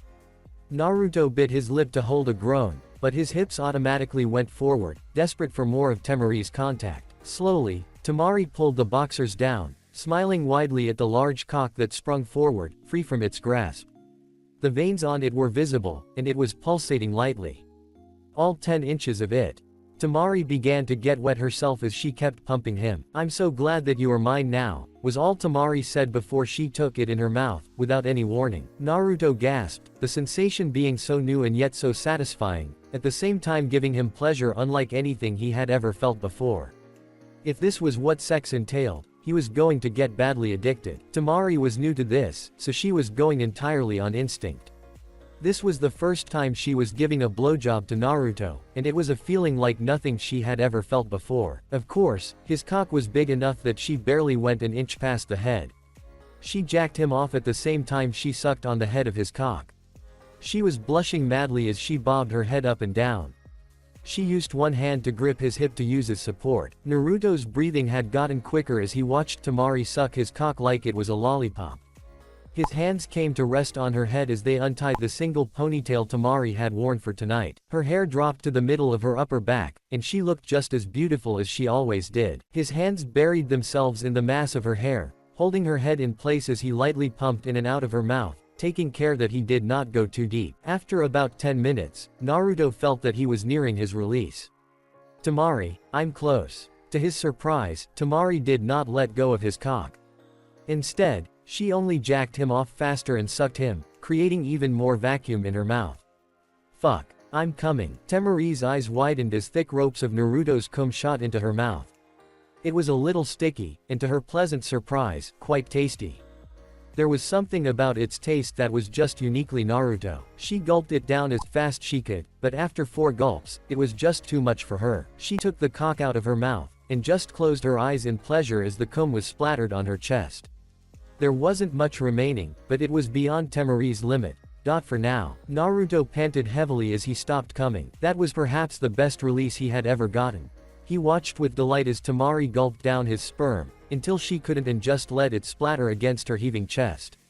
He decided that he liked Tamari covered with his cum. She looked so unbelievably sexy. Tamari got up from her knees, wiping her mouth with her hands, leaving a smirk in the place. Not bad for the first time, huh? Then, as if Naruto wasn't even in the room, she looked down at her chest, seeing her black bra covered with thick, white cum. Without a second thought, she reached behind and snapped the bra open, leaving it to fall at her feet, exposing her breasts. Looking up at a stunned Naruto, she shrugged, as if it was no big deal. "Can't wear dirty clothes now, can I?" She was unprepared for Naruto to lunge at her like a wild animal, eyes filled with hunger. "You are doing that on purpose, aren't you?" Without even waiting for her reply, he lifted her up, causing her to instinctively wrap her legs around him to keep from falling. He carried her to the bed and got on it on his knees, placing her down on her back. Tamari only giggled as she ran her hands through his hair. Naruto just gazed at her, as if trying to put her on fire. Tamari shivered, she was definitely feeling some of that heat in her. She shivered in anticipation as she felt his hands drifting downwards, towards her panties. His voice was sounding erotic and sexy by now. "It's not fair if I'm the only one naked, is it?" He grasped the strings on the side of her hips, and slowly pulled them down, exposing her glistening, wet pussy. Tamari shivered as Naruto's breath hit her in her most private area. "I like keeping things balanced, so how about I return your favor?" He spread her legs so he could have much easier access to Tamari's womanhood. He slid 2 fingers inside her folds, her whimper only motivating him. He rubbed his fingers against her inner walls, only serving to raise her arousal further. He marveled at how tight she felt on the inside as he rubbed his fingers against her walls to draw moans of lust and pleasure from her. He bent down and experimentally licked the folds, just to see Temari's reaction. Temari cried out with pleasure as her back arched. Her face was flushed and eyes closed, her hands stimulating the arousal by rubbing her erect nipples. Seeing her reaction, Naruto grinned and plunged tongue first into her pussy. Arg. The cry only spurred Naruto further as he gripped Temari's smooth and deliciously firm ass for leverage. He licked like the nectar of the gods of ramen was dripping from the pussy, and didn't let one drop go to waste. He lapped up her juices like a dog dying of thirst. Temari's world was on fire as the pleasure reached to unimaginable heights. She maneuvered her legs onto Naruto's back, clenching him lovingly. Her fingers weaved through his golden blonde hair, pulling him closer to her, raising her hips for more pleasure. She didn't know about Naruto, but she was almost breathless.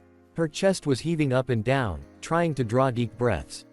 His tongue moved faster inside her, eating her out like a sweet cake only reserved for him, which only served to draw her orgasm near. "I'm coming." She came with a scream, and come she did. Naruto eagerly drank her release, finding the taste to be sweet and delectable. Temari was recovering when Naruto got up, licking his lips with a satisfactory smack. That was a tasty treat. He leaned down to Temari's neck, peppering it with small kisses. Temari tilted her head to give him more access. "Now that we are done with the starters, are you ready for the main course?" Naruto's cock, which was still erect, and more, had grown 1 inch more due to Temari's wonderful blowjob. It rubbed back and forth against Temari's clit, drawing a small moan from her. Naruto gave her a chaste kiss, as if trying to reassure her. His finger lit up with chakra as he moved it onto Temari's stomach, writing a seal.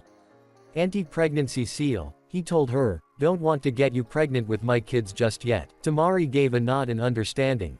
Still, the thought of getting pregnant was exciting, but frightening. The head of his cock rubbed against her pussy a few more times, before Naruto slowly slid it inside. Both of them gasped out loud for different reasons. Naruto, because Temari's walls had clamped tightly around his cock, giving him a pleasure that was simply indescribable. Temari, because Naruto was just so fucking huge. Inch by inch, he slid inside until he met a barrier. His eyes met a nervous teal pair, but Temari nodded slowly. Without saying anything, Naruto pushed himself in forcefully, slamming his hips into hers and burying himself into her to the hilt. Temari cried out in pain, clutching Naruto's shoulders tightly as a few drops of blood dripped onto the sheet. "It hurts, Naruto." Temari whimpered as a few tears escaped from her eyes. "It'll be alright in a few moments, Temari. Just bear with me," Naruto pleaded as he caught his lips with hers. He held still for a few moments as Temari acclimated to the pain of losing her virginity. Temari experimentally rolled her hips a little, moaning at the pleasure she now felt in place of pain. "You can move now, Naruto. But take it slow, please." Naruto nodded as he pulled his head out and buried himself again, halfway this time. Repeating the motion a few times, Naruto found a nice, slow rhythm for himself.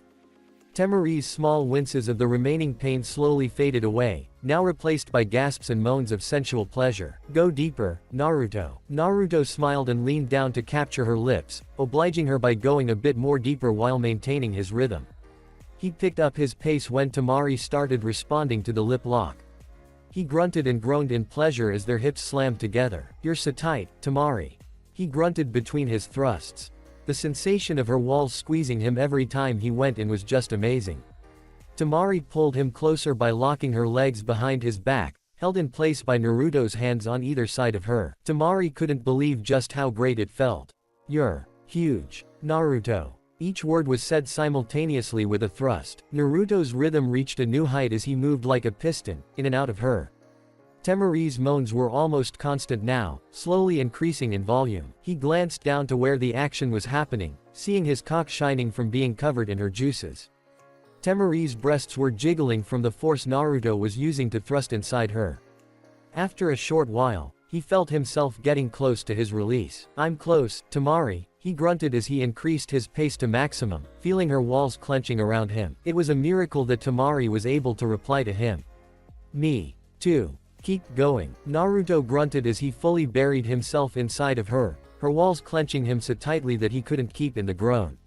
He bit down on her shoulder, increasing body contact. He exploded inside her, his wife gasping at the hotness that filled her up on the inside.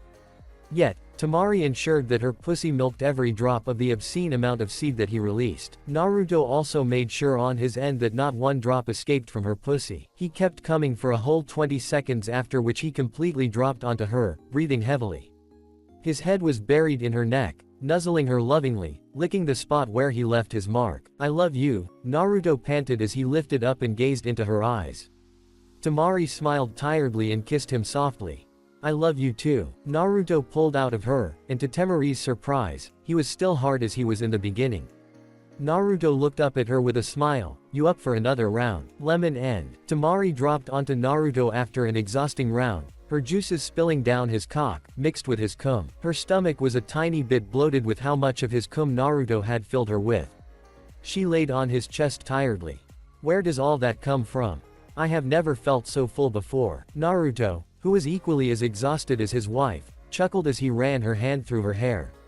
"Let's just say I have good genes and leave it at that." He was still buried inside her, though he was softening steadily. Still, he himself was surprised with just how much he was able to release. The feeling of satisfaction when he released into Tamari was something that transcended elation. Naruto wasn't even sure satisfaction covered it or not. Regardless, it was time to sleep. He pulled out of her slowly, allowing some amount of juices to spill out, but neither of them cared enough. They were too tired for that. He pulled the covers over them as Tamari snuggled into his side, already halfway asleep. Naruto turned off the lamp and just pulled Tamari closer, his sexual appetite over for the night. "Best night ever," he whispered before falling asleep with a wide smile. He was completely unaware of what was happening outside, in the village. XXXXXXX. Sakura honestly did not know why she was roaming the streets of the village this late at night. She tried to convince herself that it was simply because she was in a good mood after her teammate's wedding, that she simply wanted to watch the stars, but that was not to be. Something was seriously wrong. That feeling was instinct, it was a gut feeling.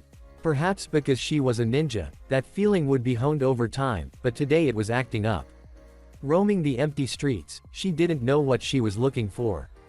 Perhaps it was because, "I didn't know you took late night walks, Sakura." Sakura turned around with a look of total shock on her face upon hearing the familiar voice. There was Sasuke, dressed in his genin clothes sans Hitai 8, and a backpack on. Narrowing her eyes at him, she replied in a suspicious tone. "I could say the same about you." Then a stray thought flew into her head, and the possibility was too big to not be questioned about. Genin don't go on solo missions, and I don't see Kakashi-sensei. "Tell me, Sasuke, where are you going?" "Stay out of my business, Sakura." Sakura bit back a gasp at his reply. Sasuke hadn't been this cold, this uncaring since the beginning of their days as Team 7. It had gotten easier to hear some emotion in his voice since he and Naruto became, well, she wouldn't call it friendship, but they definitely had some sort of a bond. He had even smiled at the wedding and the reception tonight, and he looked genuinely happy for Naruto. Now that she looked at him, it seemed his walls of loneliness were back. "It is my business when my teammate is about to become a missing nin." Sakura snarled at him, shaking off her momentary shock just in time to see Sasuke walking past her. Her hand shot up to grab his bicep with a bruising grip, spinning him around with all her strength. "Don't do this, Sasuke. Leaving us now would mean giving up all the bonds that we have worked so hard to forge with you. The bonds that Naruto has worked to forge with you. I know you care for him, Sasuke, so try to understand that this isn't worth it at all." Sasuke looked at her with uncaring eyes. "I did start to think that working with you and Kakashi, working with Naruto, that was my way. But then I remembered what my life's goal is. And I would take whatever path is needed to achieve that goal." Sakura grit her teeth. Revenge won't make anyone happy, least of all you. She hated the feeling of desperation that crawled up her spine. Even though she had progressed, she doubted she would be able to hold Sasuke here. He was in a league of his own, along with Naruto. Sasuke's reply was blunt and crushing. "Revenge is what I have chosen. Then let us help you achieve it. You don't have to be alone in your pursuit. You, me, Naruto, we can help you find your happiness." By now, tears were spilling from her eyes. "Maybe it's just a leftover from my fangirl days, but I don't want the person I love to go out into the cold world and become even colder. I want to be your happiness, Sasuke. I love you so much." Sasuke scowled at her. You are really annoying. Sakura ignored the sting of hurt that came from his statement. She pulled back her arm and threw a punch with all her strength, aiming to knock him out. Of course, Sasuke saw that coming from miles away. Having trained with Naruto, Sakura was a snail to his speed. He easily dodged the punch and used his speed to get behind her. Goodbye, Sakura. That was the last thing she heard before her world went black. XXXXXXX. Naruto honestly had the best sleep in his entire 13-year-old life. Here he was, spooning his wife in their bed, after some intense love-making last night. Of course, his rate of recovery was something that very few people could hope to match. Actually, scratch that. No one could match his rate of recovery. He was the one who had the strongest of the Biju inside him, not anybody else. Which was why, he found his eyes fluttering open at 5:30 in the morning, arms around Temari, whose back was resting against his chest, back to full energy. She was sleeping peacefully, tired because of the activities of last night. Strangely, Naruto actually felt proud of tiring her out. Now, he just held Temari close to him as he closed his eyes. Nothing could ruin this moment. Ding dong. Of course, he just had to jinx it by thinking about it. He checked his wife, relieved that she was still sleeping. He slowly disentangled himself from her, careful not to wake her. Spreading out his senses, he was surprised to find the familiar, yin-laced chakra signature of Shikamaru. He soundlessly walked out of the room, without waking his wife. It was only when he reached the front door that he realized that he was buck naked. He hastily formed a half-ram seal, transforming some clothes onto him. Opening the door, he raised an eyebrow when he saw Shikamaru decked out in his Chunin uniform, with a serious expression that was rarely seen on his face. It was obvious that Shikamaru was not on a social visit, so Naruto got straight to the point. What's the problem? Sasuke's gone. If there was even the smallest amount of sleep remaining inside him, it was wiped out by the news that was delivered. Are you saying he left the village? Shikamaru nodded. I checked his house, and there were no signs of struggle. Sakura was also found knocked out on a bench on one of the roads. He left on his own free will. A small amount of hurt grew inside Naruto. Why would you leave, Sasuke? He was careful not to let it show on his face. He forced rational thought into his head. When did he leave? Sometime in the early morning. Tsunade-sama sent me to get you for an emergency retrieval mission. Naruto nodded sharply. I'll meet you in her office in 5 minutes. He shut the door gently and briskly walked to his bedroom. If Sasuke left on his own free will. He shook his head as he entered his room. He wanted answers from the source. He had warned Sasuke on what would happen if he were to leave the village, and he had thought that Sasuke had understood. He had thought that he and Sasuke had an understanding between themselves. Guess he was wrong. He washed his face and was about to dress up, when a shuffling of sheets from behind him caught his attention as he turned and found Temari waking up, giving him eyes that were barely open. What is it, Naruto? Naruto smiled and simultaneously cursed himself for not having a camera, for his wife looked absolutely adorable right now, buried in sheets, hair in disarray and rubbing her sleep-laden eyes with her hand. Even her voice sounded like that of a child being forced to wake up. Sorry for waking you, Temari, he said while putting on his arm bands, but there is an emergency. Ba-chan has called me in. Now she looked annoyed. Right after our wedding night, he gave her a look of apology. Seems like it. If it makes you feel better, the emergency is big enough to warrant my presence. Holding the sheet to cover her chest, she asked. What is it anyway? He zipped up his Jonin jacket. Uchiha Sasuke has left the village. She wasn't immediately alarmed like him, but she woke up a little bit more. He is your friend, isn't he? He had tied his Hitai-8 around his bangs by now. I thought so. Now, he is a potentially dangerous missing nin. He walked to Temari and sat down by her side. Taking her hand in his, he said, I'm sorry, but I really have to go. Temari sighed. Why can't someone else go? Why were you specifically called? Why not some other Jonin? I don't know, Temari. But I have to obey the Hokage's summons, Naruto explained. Temari frowned in worry. I don't like this, our first morning as husband and wife being interrupted, but go. Naruto smiled. I'll make it up to you. He stole a quick kiss and was gone in a flash. Naruto reappeared outside the office, just as Shikamaru was walking up to the door. He grumbled as he reached Naruto, I wish I could do that jutsu.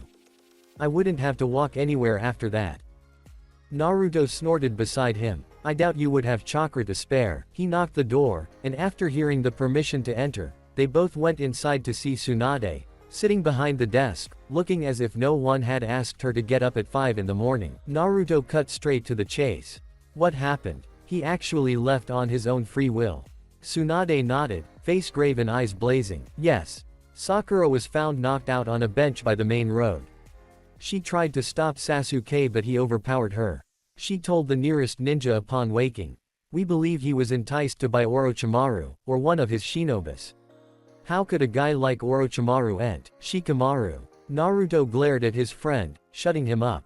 That is not the priority at the moment. Our first and foremost objective right now is to retrieve Uchiha Sasuke. He turned to Tsunade. I request a team of Chunin and Jonin for this mission. Tsunade's face turned regretful. Sorry Naruto, but I can't grant that request. Naruto raised an eyebrow. Why not? We only have the bare minimum Jonin here to protect the village, all the rest being sent out on missions.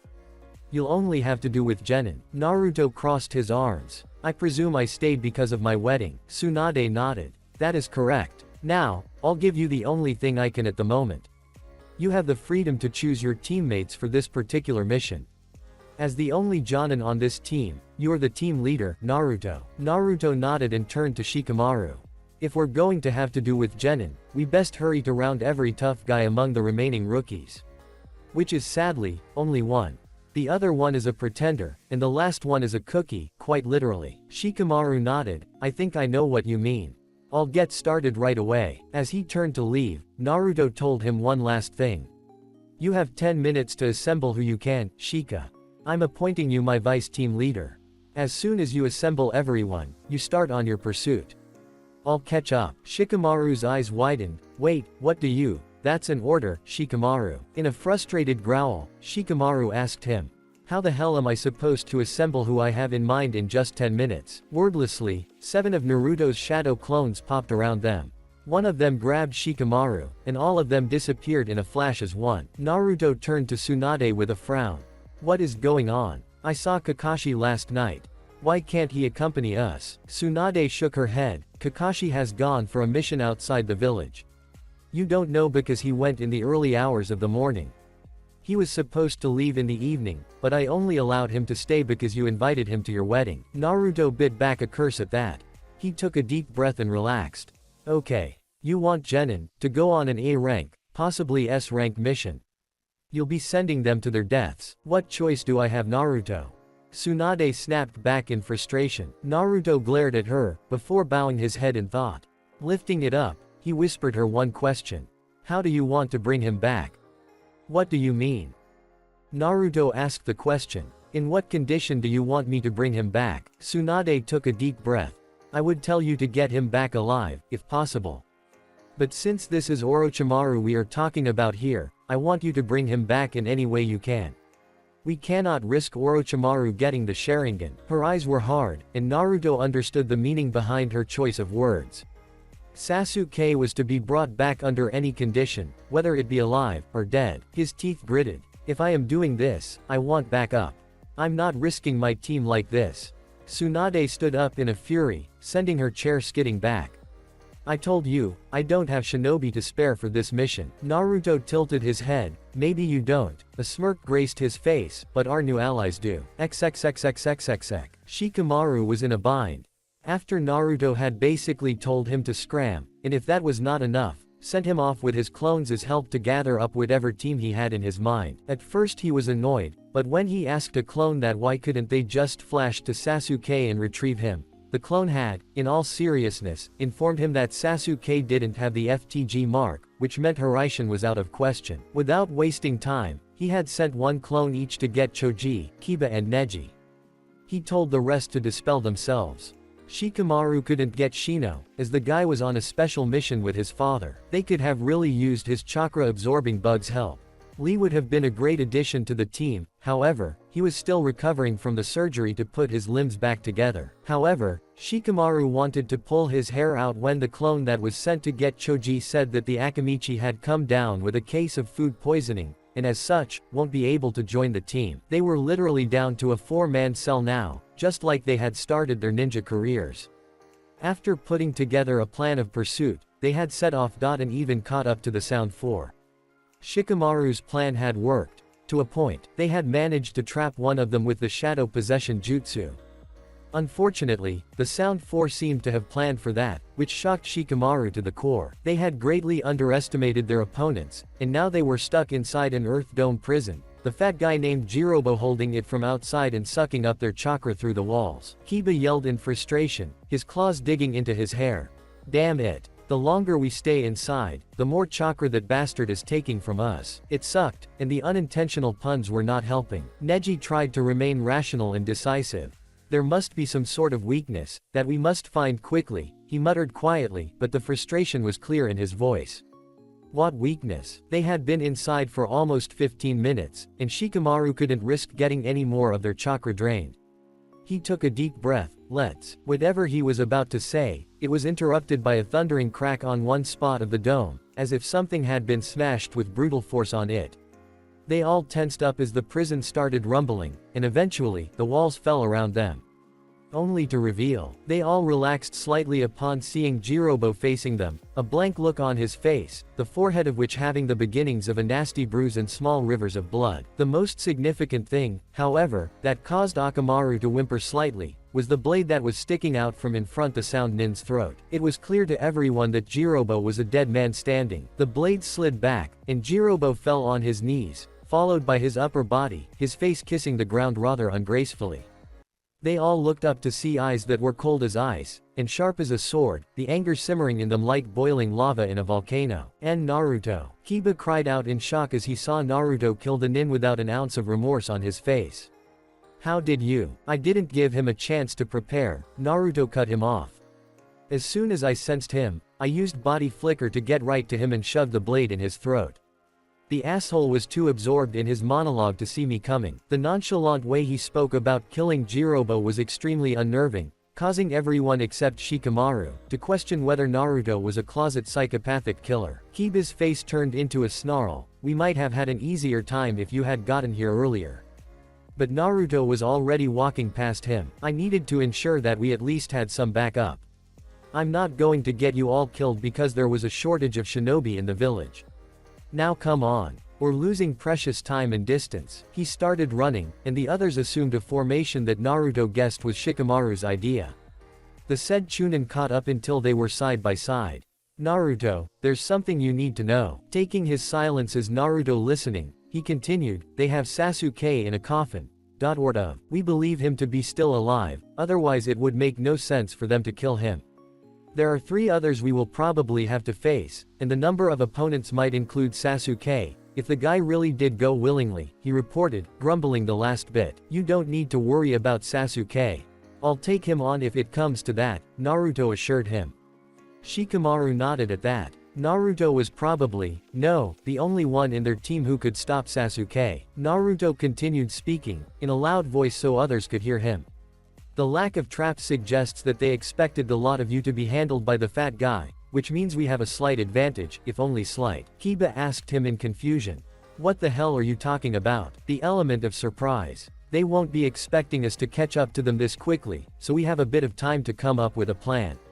Not much though, so we better hurry, Naruto advised as they leapt through the trees. It was clear to Shikamaru that Naruto was using his sensing abilities to track the remaining 3 nin, so the planning was left up to him. He was able to come up with a plan, but before he could tell it to his teammates and Naruto, the latter suddenly stopped, holding up a fist as a sign to stop all of them. Each team member froze on the tree on which they had landed, not making a sound so as to listen to what Naruto was listening to. Naruto's danger sense had buzzed suddenly, which is why he had stopped. There had to be a trap, or worse, one of the members had stayed behind just in case the fat guy had failed. They had planned this very impressively. Naruto's keen eyes roamed around the trees, trying to spot anything that might be out of the ordinary. His extra sensitive nose picked up a very faint smell of vinegar, but Naruto could not make any association of it to the mission. His eyes and ears were unable to pick up anything. Neji. The sharp whisper caused the said person to perk up.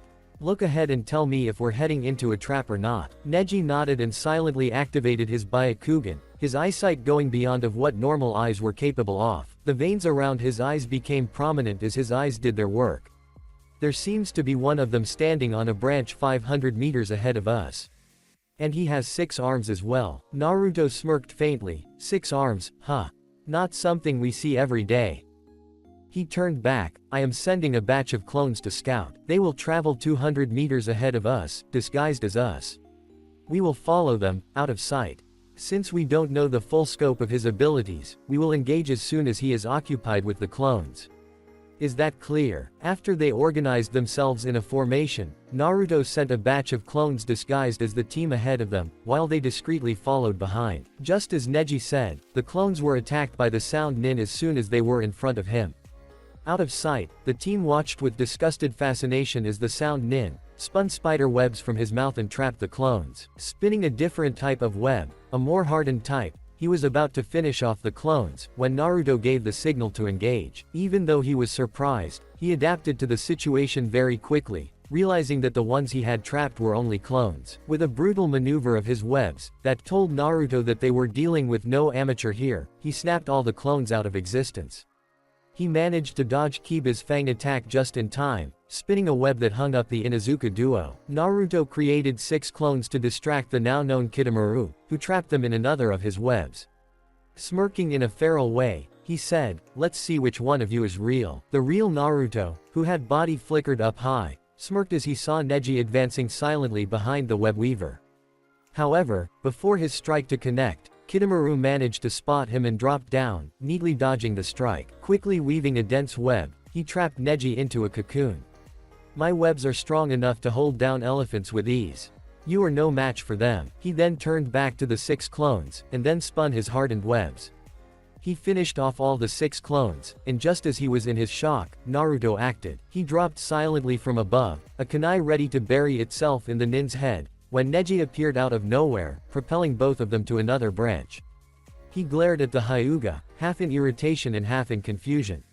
"What the hell? How did you get out of that cocoon?" Shikamaru and Kiba joined them, while the man glared at them with hatred, wanting nothing more than to kill them. "How did you get out of the webs?" Neji coolly replied, "The Hyuga clan specialize in chakra-based attacks, and your threads are full of chakra," meaning, he turned to his teammates, and Naruto did not like where this was going. "This fight is best suited for me. Go now, and catch up to Sasuke." Shikamaru made a decision faster than Naruto and said, "I say we let him have this one." Naruto gave Neji a hard glare, mixed with a searching glance. If Neji had not jumped in between, Kitamura would be lying on the ground, a kunai buried in his head. His hand reached out, and roughly pulled Neji close to his face by his collar. "You better be alive after this fight, Neji," he told him in a harsh whisper. He deliberately didn't tell him to catch up, because he knew Neji would be in no condition to catch up to them. Neji gave a jerk of a nod, after which Naruto released him. Leaving Neji behind to fight Kitamura, Naruto, Shikamaru and Kiba leapt away. No one spoke a word, for the tensions were high because they had to leave a comrade behind. It was one of the hardest decisions ninja ever faced, to go or reach somewhere. You have to leave something, or in this case, someone behind. "I'm not going easy on Sasuke when I get my hands on him," Naruto growled. "About time. I really want to see that guy's ass handed to him on a silver platter decorated with diamonds." The growl in his mind almost caused Naruto to miss a step, but he recovered. Waving away Shikamaru's and Kiba's searching looks, he gestured them to increase their pace. "Speed up, you two. We have to try our utmost to catch them before the sunset." The trio increased their speed, while Naruto continued his conversation with Kurama. "About time you woke up. Tell me you didn't see me and Temari." "No." Naruto sighed in relief. "Good, otherwise it would have been terribly awkward. It's a good thing that I can block myself in your mind, otherwise I would have had nightmares of your mating." "Awkwardness aside, I need to focus on my mission. Can't let my team get killed now, can I? I don't understand why you even trusted the Uchiha in the first place." "I was not completely trusting, okay. I was reasonably cautious. Your current predicament says different." Naruto had no response for that. "Just let me concentrate, okay? I have a feeling that things would only get worse." Kurama snorted. "They always get worse before they get better, Naruto. Remember that." The ancient fox went silent after that, leaving Naruto and his team to pursue in silence. Even though they kept going relentlessly, the darkness of the night descended upon them, and soon the only light source that they had was the full moon. We still haven't caught up to them. Kiba growled in frustration. Shikamaru placated him. It's fine, we'll just maintain distance and wait to attack. Kiba gawked at him. Until dawn. Wouldn't it be better to attack right now, while the dark gives us cover? Naruto and Shikamaru both rose an eyebrow. So Kiba can think intelligently sometimes. Shikamaru clarified Kiba's suggestion. A sneak attack, you say? Yeah, we can use decoys while one of us grabs the coffin. Naruto shook his head. As good as that sounds, the dark is only good for an instantaneous advantage. The sneak attack has to be timed perfectly and precisely, otherwise we all end up dead. Not to mention, you both don't have night vision, which only increasing the chances of our dying. Kiba grumbled, but accepted the argument. Naruto and Shikamaru were far better when it came to calculating strategies. Thankfully, he didn't question the fact that Naruto excluded himself out of that statement. Naruto guided them through the dark, applying a tiny bit of Kurama's chakra to his eyes to see through the dark. He kept his senses active for any sign that they had caught up, though he had a feeling that they would have to wait for a long time. Naruto had brought 3 soldier pills with him. He took one, and gave the other 2 to his remaining team. They accepted them with a grateful nod of thanks. The sun rose up in the sky, and Naruto finally got a lock on a chakra signature ahead of them, 2 in fact. It was similar to the last 2 sound ninja, so Naruto concluded that they were on the right track, and almost at the end of the trail. At the speed they were going. I've got a lock on the last ones. XXXXXXX. Sakin. The warning reached the gray-haired boy in time, as he smirked savagely. His hands reached out quickly to catch those of the blonde who tried to bury a kunai in his neck. He grinned at the struggling blonde. You are going to die if that's all you have. There was no change in the expression of his captive, so Sakin had no warning at all. A white twister went right through his captive who was a shadow clone, judging from the smoke and into him, sending him flying back towards the tree branch with his teammate stuck on it. The redhead cursed and prepared to move herself and the coffin out of the way, when her eyes widened, and she struggled to look at the cause. She couldn't move. Her shadow had been caught by the Chunin. Tayuya, move. Sakin yelled at her to move, but there was no way for her to do so. Shikamaru released his jutsu at the last minute, causing both of the sound nin to crash into each other. The coffin went flying, out of her grasp and straight into the arms of Kiba, who threw it to Naruto. As soon as Naruto caught it, he barked out. Move it. Naruto ran off from the clearing, with Shikamaru and Kiba close behind. Naruto kept a faster pace than before, so his remaining team members had some trouble following him. Shikamaru grinned. We can hightail it back to the village. As if it was that easy. You are forgetting that they are recipients to the power of the curse seal, and as such would have no problem in catching up with us. In fact, I can sense them following, and Sakin is catching up. The Chunin and the Genin looked behind, their eyes widening upon seeing Sakin covered in the black waves of the curse mark. And he was steadily catching up to them. Shikamaru grit his teeth. Naruto, you are the fastest one among us. So, Naruto sharply cut in. I'm not leaving you behind, Shika. His right hand came up in a half-ram. Brace yourselves. A series of explosions, larger than what Shikamaru and Kiba had ever seen, rose up. Sakin was so into the pursuit, blinded by the rage that these kids had managed to outsmart him, that he failed to notice the explosive tags on the trees. They were put slightly out of sight, so as to not alert anyone immediately. Naruto smirked in satisfaction. The path they were on was the same one that they came from, so Naruto had taken precautions in case of a pursuit like this. He had laid out some of his personal tags very systematically, for the sole purpose of slowing down anyone who might follow them in their return. His smirk dropped, however, when Sakin emerged from the smoke, angrier than ever. You'll have to try harder than that, you assholes. Unfortunately, Akamaru was surprised by the nin's appearance, and as a consequence, lost his footing momentarily. He fell and landed heavily on a trunk of a tree. Kiba immediately changed course to his familiar. Akamaru. Naruto cursed when he saw that Sakin had wrapped ninja wire around Akamaru, painfully trying to squeeze him to death. And it seemed that Naruto gave too little credit to the brains of the guy, for he did not forget about them.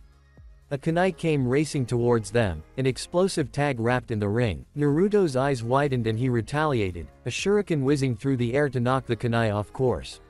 The kunai got knocked off its path, arching to bury itself a few meters away from Sakin. Kiba had just reached Akamaru when the tag went off. For a moment, Naruto was blinded by the light of the explosion.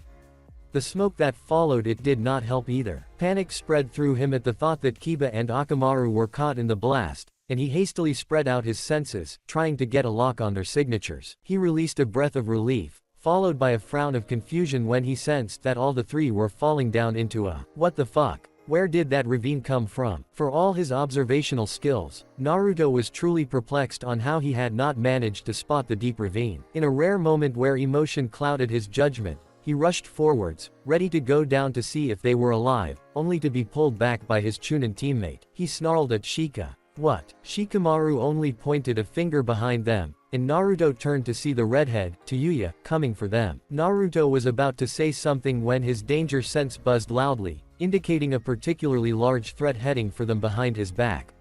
Spreading his senses, he found a large source of chakra heading for them, still half a kilometer away, and closing quickly. Tayuya shouted, "You assholes!" She was about to continue rushing forward, when she suddenly stopped, eyes trained not at Naruto and Shikamaru, but behind them.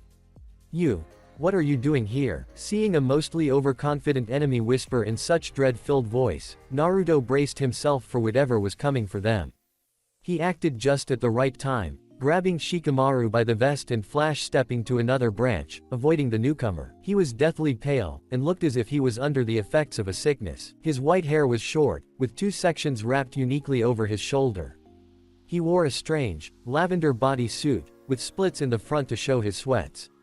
But it was the purple bow that let Shikamaru know that shit was about to hit the fan. It distantly occurred to Naruto that he should have left Hiraishin marks at intervals during their pursuit, so they could have avoided this sort of chase altogether. He narrowed his eyes at the figure. "Who are you?" "Kimimaro. How? Your body is no longer." The whisper was of shock, but Naruto had no problem hearing her. So this guy was suffering from an illness, and from her choice of words it was most likely terminal. "True. That is all I am good for now." Making sure Orochimaru-sama's dream come to fruition, he spoke quietly, and Naruto internally frowned at the lack of emotion in his voice. "I have my mission, and you have yours. I will make sure the new vessel reaches Orochimaru-sama." Naruto and Shikamaru faced the newcomer, who was standing right in front of them. Naruto was spreading his senses as far as he could, trying to locate even one of his markings, besides Shikamaru, but no such luck. They were too far out. "Shika, don't forget the mission objective, Naruto," Shikamaru cut in calmly, his eyes not leaving his now chosen opponent. Lowering his voice so that only Shikamaru could hear him, he spoke. "I better find you alive, you understand?" Without waiting for a reply, Naruto was gone in a flash step. Kimimaro followed him not even a second later, ignoring Tayuya's cursing. Now that Naruto was alone, he had no need to restrain his speed. He flew through the tree line, making Kimimaro frown as he struggled to keep up with the blonde, let alone catch up. Even with the coffin in his arms, Naruto was managing to maintain his lead on Kimimaro. Kimimaro realized that this blonde shinobi was deviously fast. He pushed his dying body further with the power of the curse seal, and started to steadily gain on the blonde, if only slowly. Naruto's frustration was building up as he felt that the lead that was between him and his pursuer started to close up. "Damn it. Looks like I will have to release all the seals." There was also some sort of strange energy coming from the coffin, and its taste was making him sick. Not to mention, the energy was steadily growing in amount. In his close proximity, it wanted to pulse through him, but was repelled by his own chakra. Naruto was nervous, even if nothing was really happening to him. Then it occurred to him. One of the core, fundamental meaning of holding a high rank in the military forces. An advice that Kakashi had taught him, shortly after he got promoted. As a Chunin, or a Jonin, it was up to you to ensure that any mission you do it with utmost precision. A mission should never remain incomplete if you could prevent it. No mistakes. No loose ends. He emerged from the forest into a large clearing. He set down the coffin, and waited for his tail to catch up. Sure enough, a few moments later, Kimimaro came into sight. He walked calmly towards Naruto, curse marks receding back into the seal, confident that he could take Naruto on without its power. He murmured to himself, "How to defeat you?" Naruto kept a cold expression on his face. Would you happen to know just exactly what Orochimaru wants Sasuke for? Kimimaro did not reply immediately, instead choosing to size Naruto up. Orochimaru-sama has already obtained the immortality jutsu, a thing that only he understands and is capable of. Naruto dryly returned, "Sure. But I fail to see what that has to do with Sasuke. Immortality doesn't mean that the body will remain, just the soul. His soul is immortal, and to house that immortal soul, every once in a while, a new flesh is needed." Taking a deep breath to calm his shudders, Naruto spoke back. "So Sasuke is supposed to be the new vessel, I take it.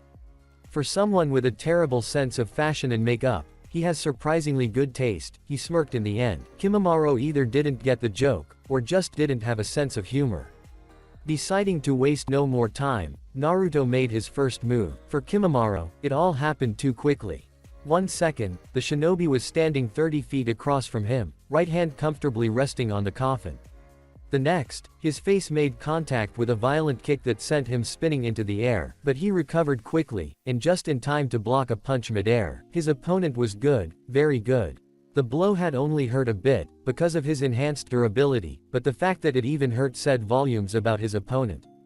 They landed on the ground, and started exchanging blows. Naruto was reasonably cautious when he engaged in a fight with Kimimaro. The bone-like protrusions coming from Kimimaro's palm were obviously to be avoided. Kimimaro was an aggressive fighter, but of the kind that managed to make each one of his moves like a deadly dance. In a swift motion, his Hiraishin kunai came into his hand, coated with wind chakra, sharpened to the point of being a dagger. Kimimaro apparently saw those as a threat, even with his own set of weapons, as he switched to defense. The sound nin did not allow his annoyance to show on his face at the lack of pattern in the hits that Naruto was throwing at him. Naruto, likewise, was trying to find an advantage. Those protrusions on his hands were very sharp and annoying. One swipe had come close to his throat. Not only that, but Kimimaro could apparently make those protrusions pop up from anywhere on his body. Naruto had yet to take a hit, but was finding it very hard to find an opening to his opponent's style to put a seal on him. Maybe I should spice it up a bit. 2 clones suddenly appeared, and Kimimaro found it significantly harder to attack as he was forced to switch to defense. Even though they were shadow clones, they had the skill of the original, and as such, 3 slashes found their way into his guard. He snarled, losing his cool a bit, and extended his bone spikes outwards like a porcupine, catching one of the clones and dispelling it into a cloud of smoke. The remaining clone dodged a spike by doing a one-handed cartwheel on top of his head.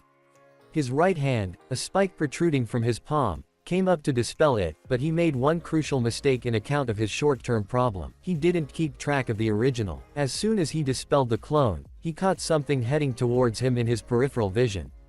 He desperately leapt to the side, trying to dodge whatever it was. Even though the compressed ball of wind didn't hit Kimimaro directly, it was close enough that it might as well be a point-blank attack. The explosion violently hurled Kimimaro to Naruto's right, the wind from the explosion having made more than a few scratches on him. Just as he was about to switch directly to the second level of his curse mark, something brutally slammed into his back, sending him right back towards the direction that he came from, spinning like a screw in the air. He grit his teeth because whatever jutsu was used, it grinded on his back.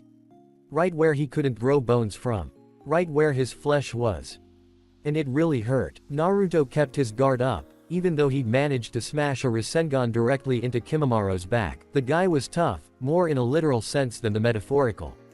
Naruto had figured that for him to use his bones as a weapon, they would have to be extremely tough. Tougher than one could imagine.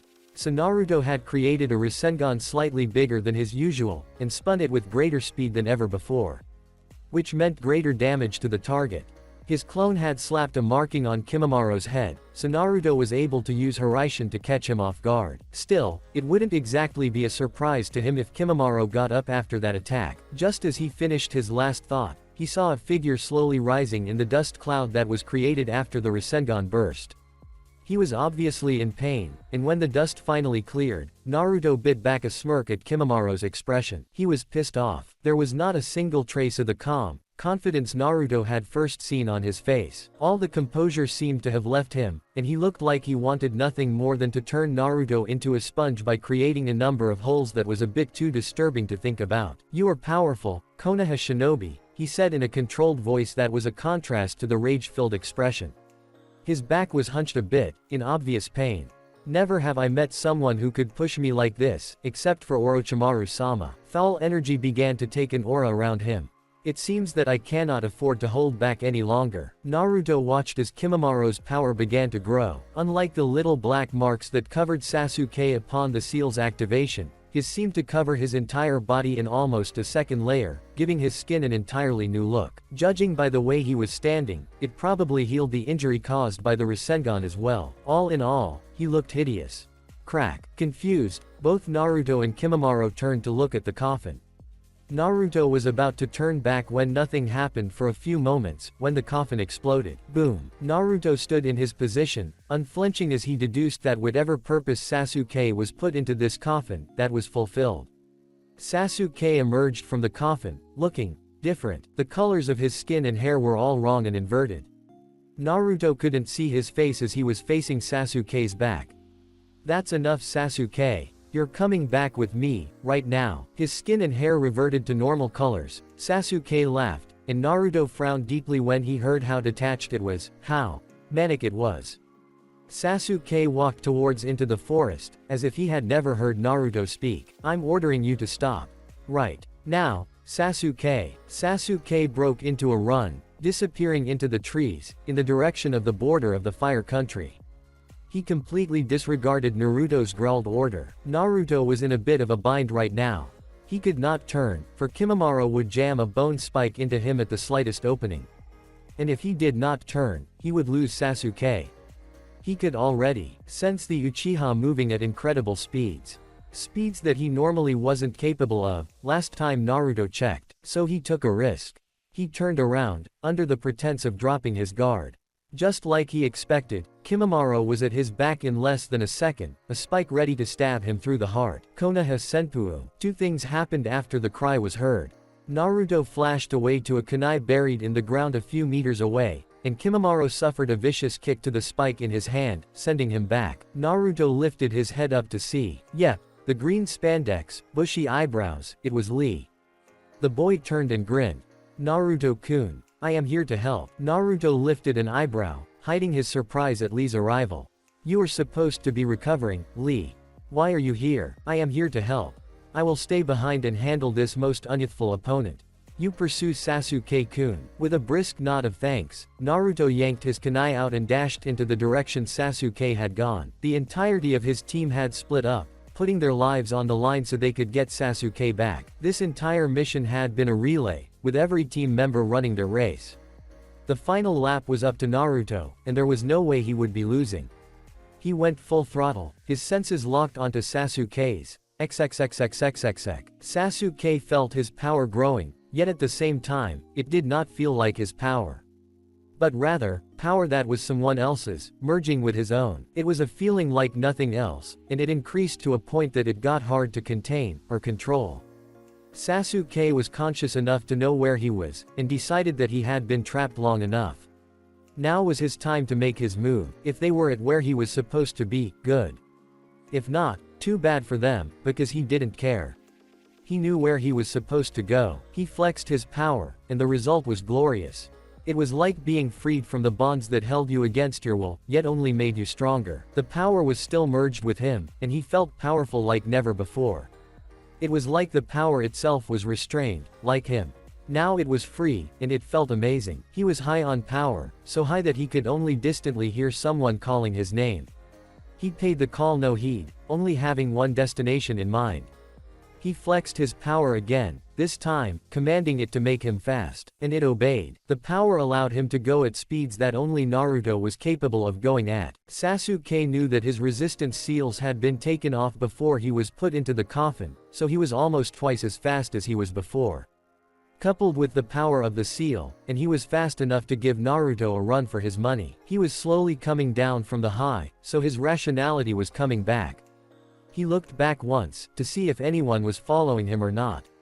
He gave a satisfied smirk upon seeing no one, and continued on his journey with even greater vigor. He finally came to the border that separated the Fire Country and the Rice Country. It went by a name that was famous, Valley of the End. The place not only served as the border between the two countries, but as a famous landmark. This place was carved out when Senju Hashirama fought his best friend, Uchiha Madara, to death. By the way, Sasuke doesn't know who that is. This is the author, informing y'all. Sasuke jumped from the head of the Shodai Hokage, down to the water, and onto the head of the spiky-haired statue. This was it. Once he crossed this valley, he would sever all his bonds with Konoha. There was no coming back from this. He froze in his tracks, however, upon hearing that achingly familiar voice, filled with coldness and simmering rage, masked with nonchalance. I hope you know that I won't let you leave like this, Sasuke. That's it for this video. I hope you all enjoyed the video. Don't forget to like the video, subscribe to the channel, and follow me on my other social media accounts. Anime God here, and I'm signing off.